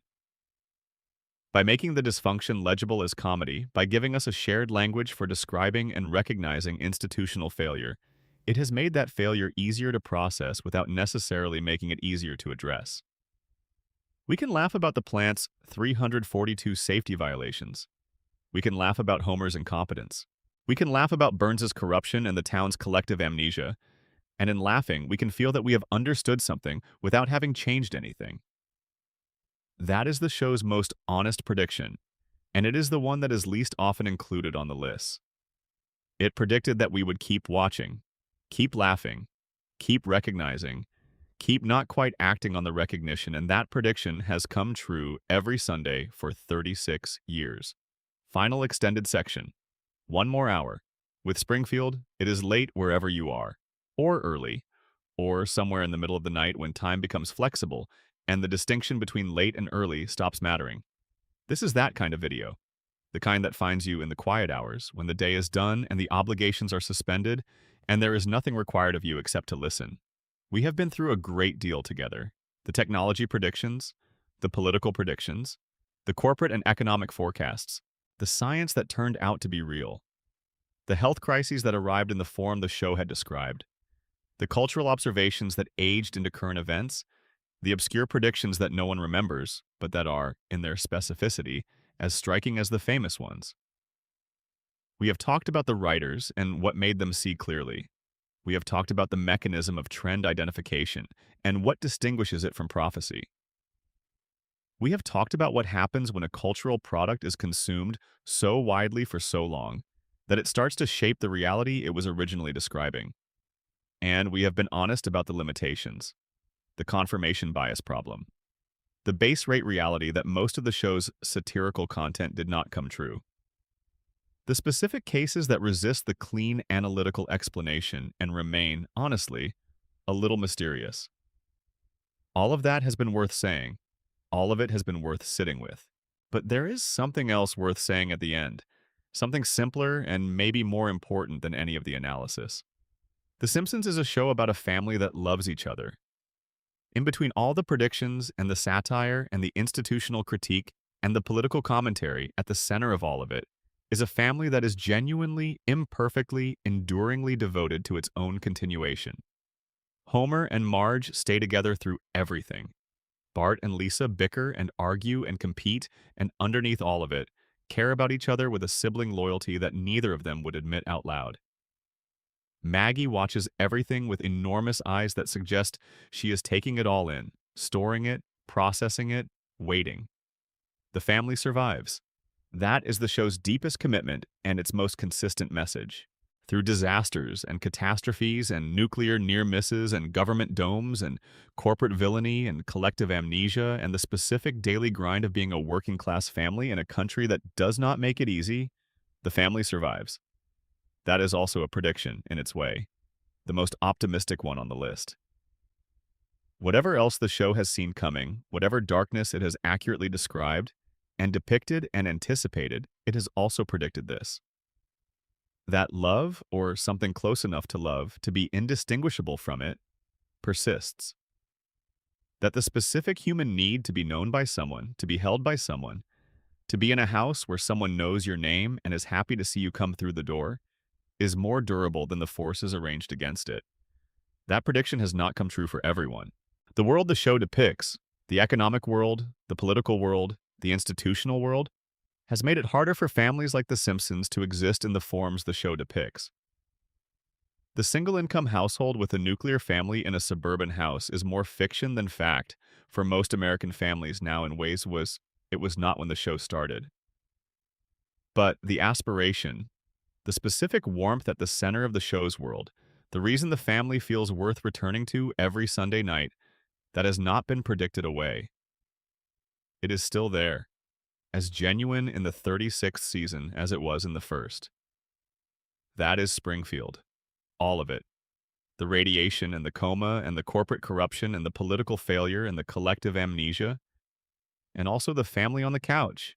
And the theme music and Homer coming through the door at 5:30, smelling like the plant. And Marge being glad to see him anyway.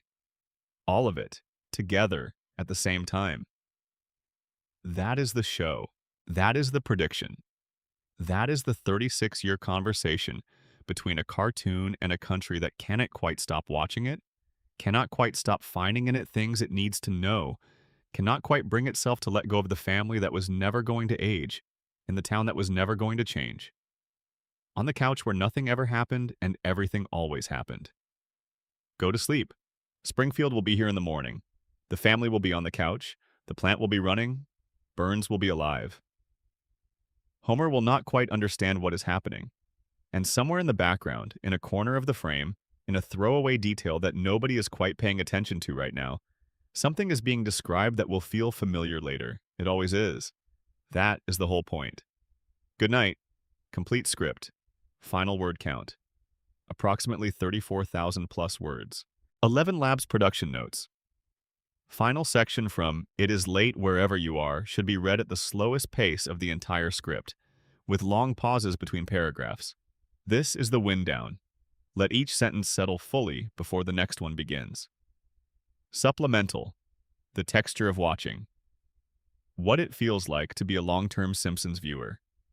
In 2025, there is a specific experience of watching The Simpsons now. In 2025, that is different from what it felt like to watch the show in 1993 or 1997 or 2004. And that experience is directly connected to the prediction phenomenon, though not in the way that most discussions of the phenomenon suggest. The prediction discussion usually focuses on the show as a source of information about the future, as a kind of oracle that you consult to understand what is coming. That framing is entertaining and it is not entirely wrong, but it misses something that is, in some ways, more important. The real experience of watching The Simpsons in 2025 as a long-term viewer is the experience of living inside a prophecy that has already been fulfilled. Every episode is a document, every joke is a dated observation that has either been confirmed or remained unresolved by the events of subsequent decades. The show is no longer primarily a source of comedy, though it remains funny. It is a record. Watching a 1994 episode now is like reading a letter that was written to you before you were old enough to understand it. The letter was composed by someone who was watching where things were heading and wanted to describe what they saw, knowing you would not fully understand it until you had lived through enough of the story to recognize the landmarks. The landmarks are all visible now. The corporate consolidation, the political decay, the technological transformation. The specific quality of public life in a country that has been, as the show consistently suggested, choosing comfort over honesty for longer than most of its citizens have been alive. You recognize the Springfield you live in.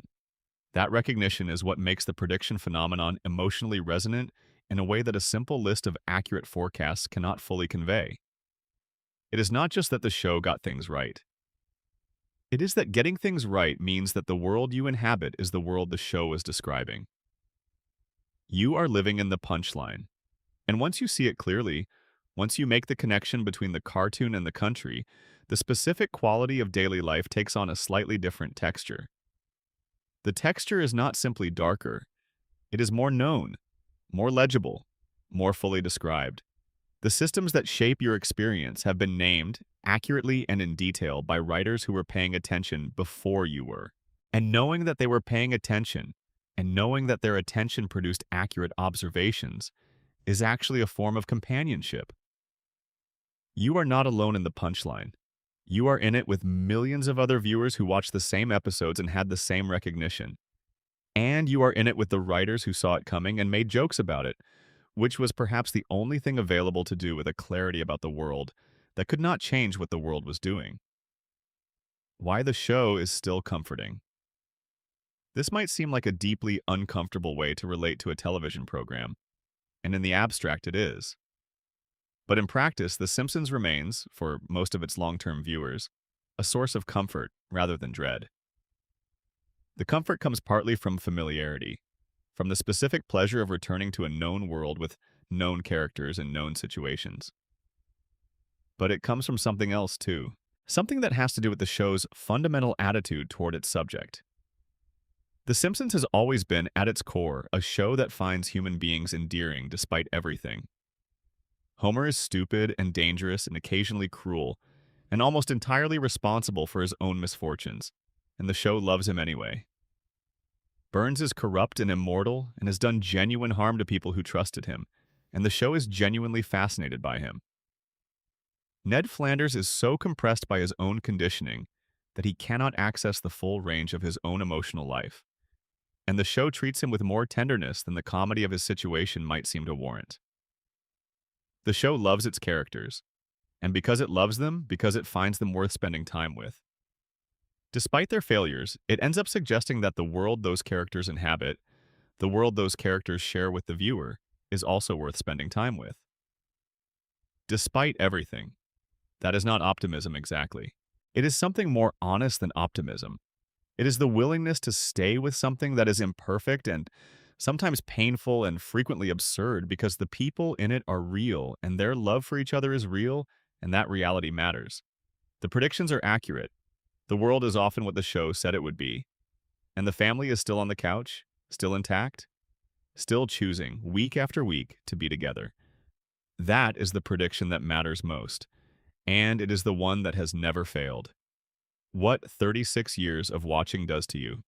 People who have watched The Simpsons from the beginning, who have aged alongside the show even as its characters have stayed the same age, have a particular relationship to it that is different from the relationship of someone who discovered it later. For those viewers, the show is not just a piece of entertainment, it is a timeline. It is a record of where you were at different moments in your life, of what you were paying attention to, of what made you laugh, and what made you think, and what you chose not to think about yet because you were not ready. Every viewer of that longevity has episodes that they watched during specific periods of their life that are permanently associated with those periods. The episodes from high school, the episodes from the first apartment, the episodes from the period of specific grief or specific joy. The show was running through all of it, constant and unchanging, while you changed around it.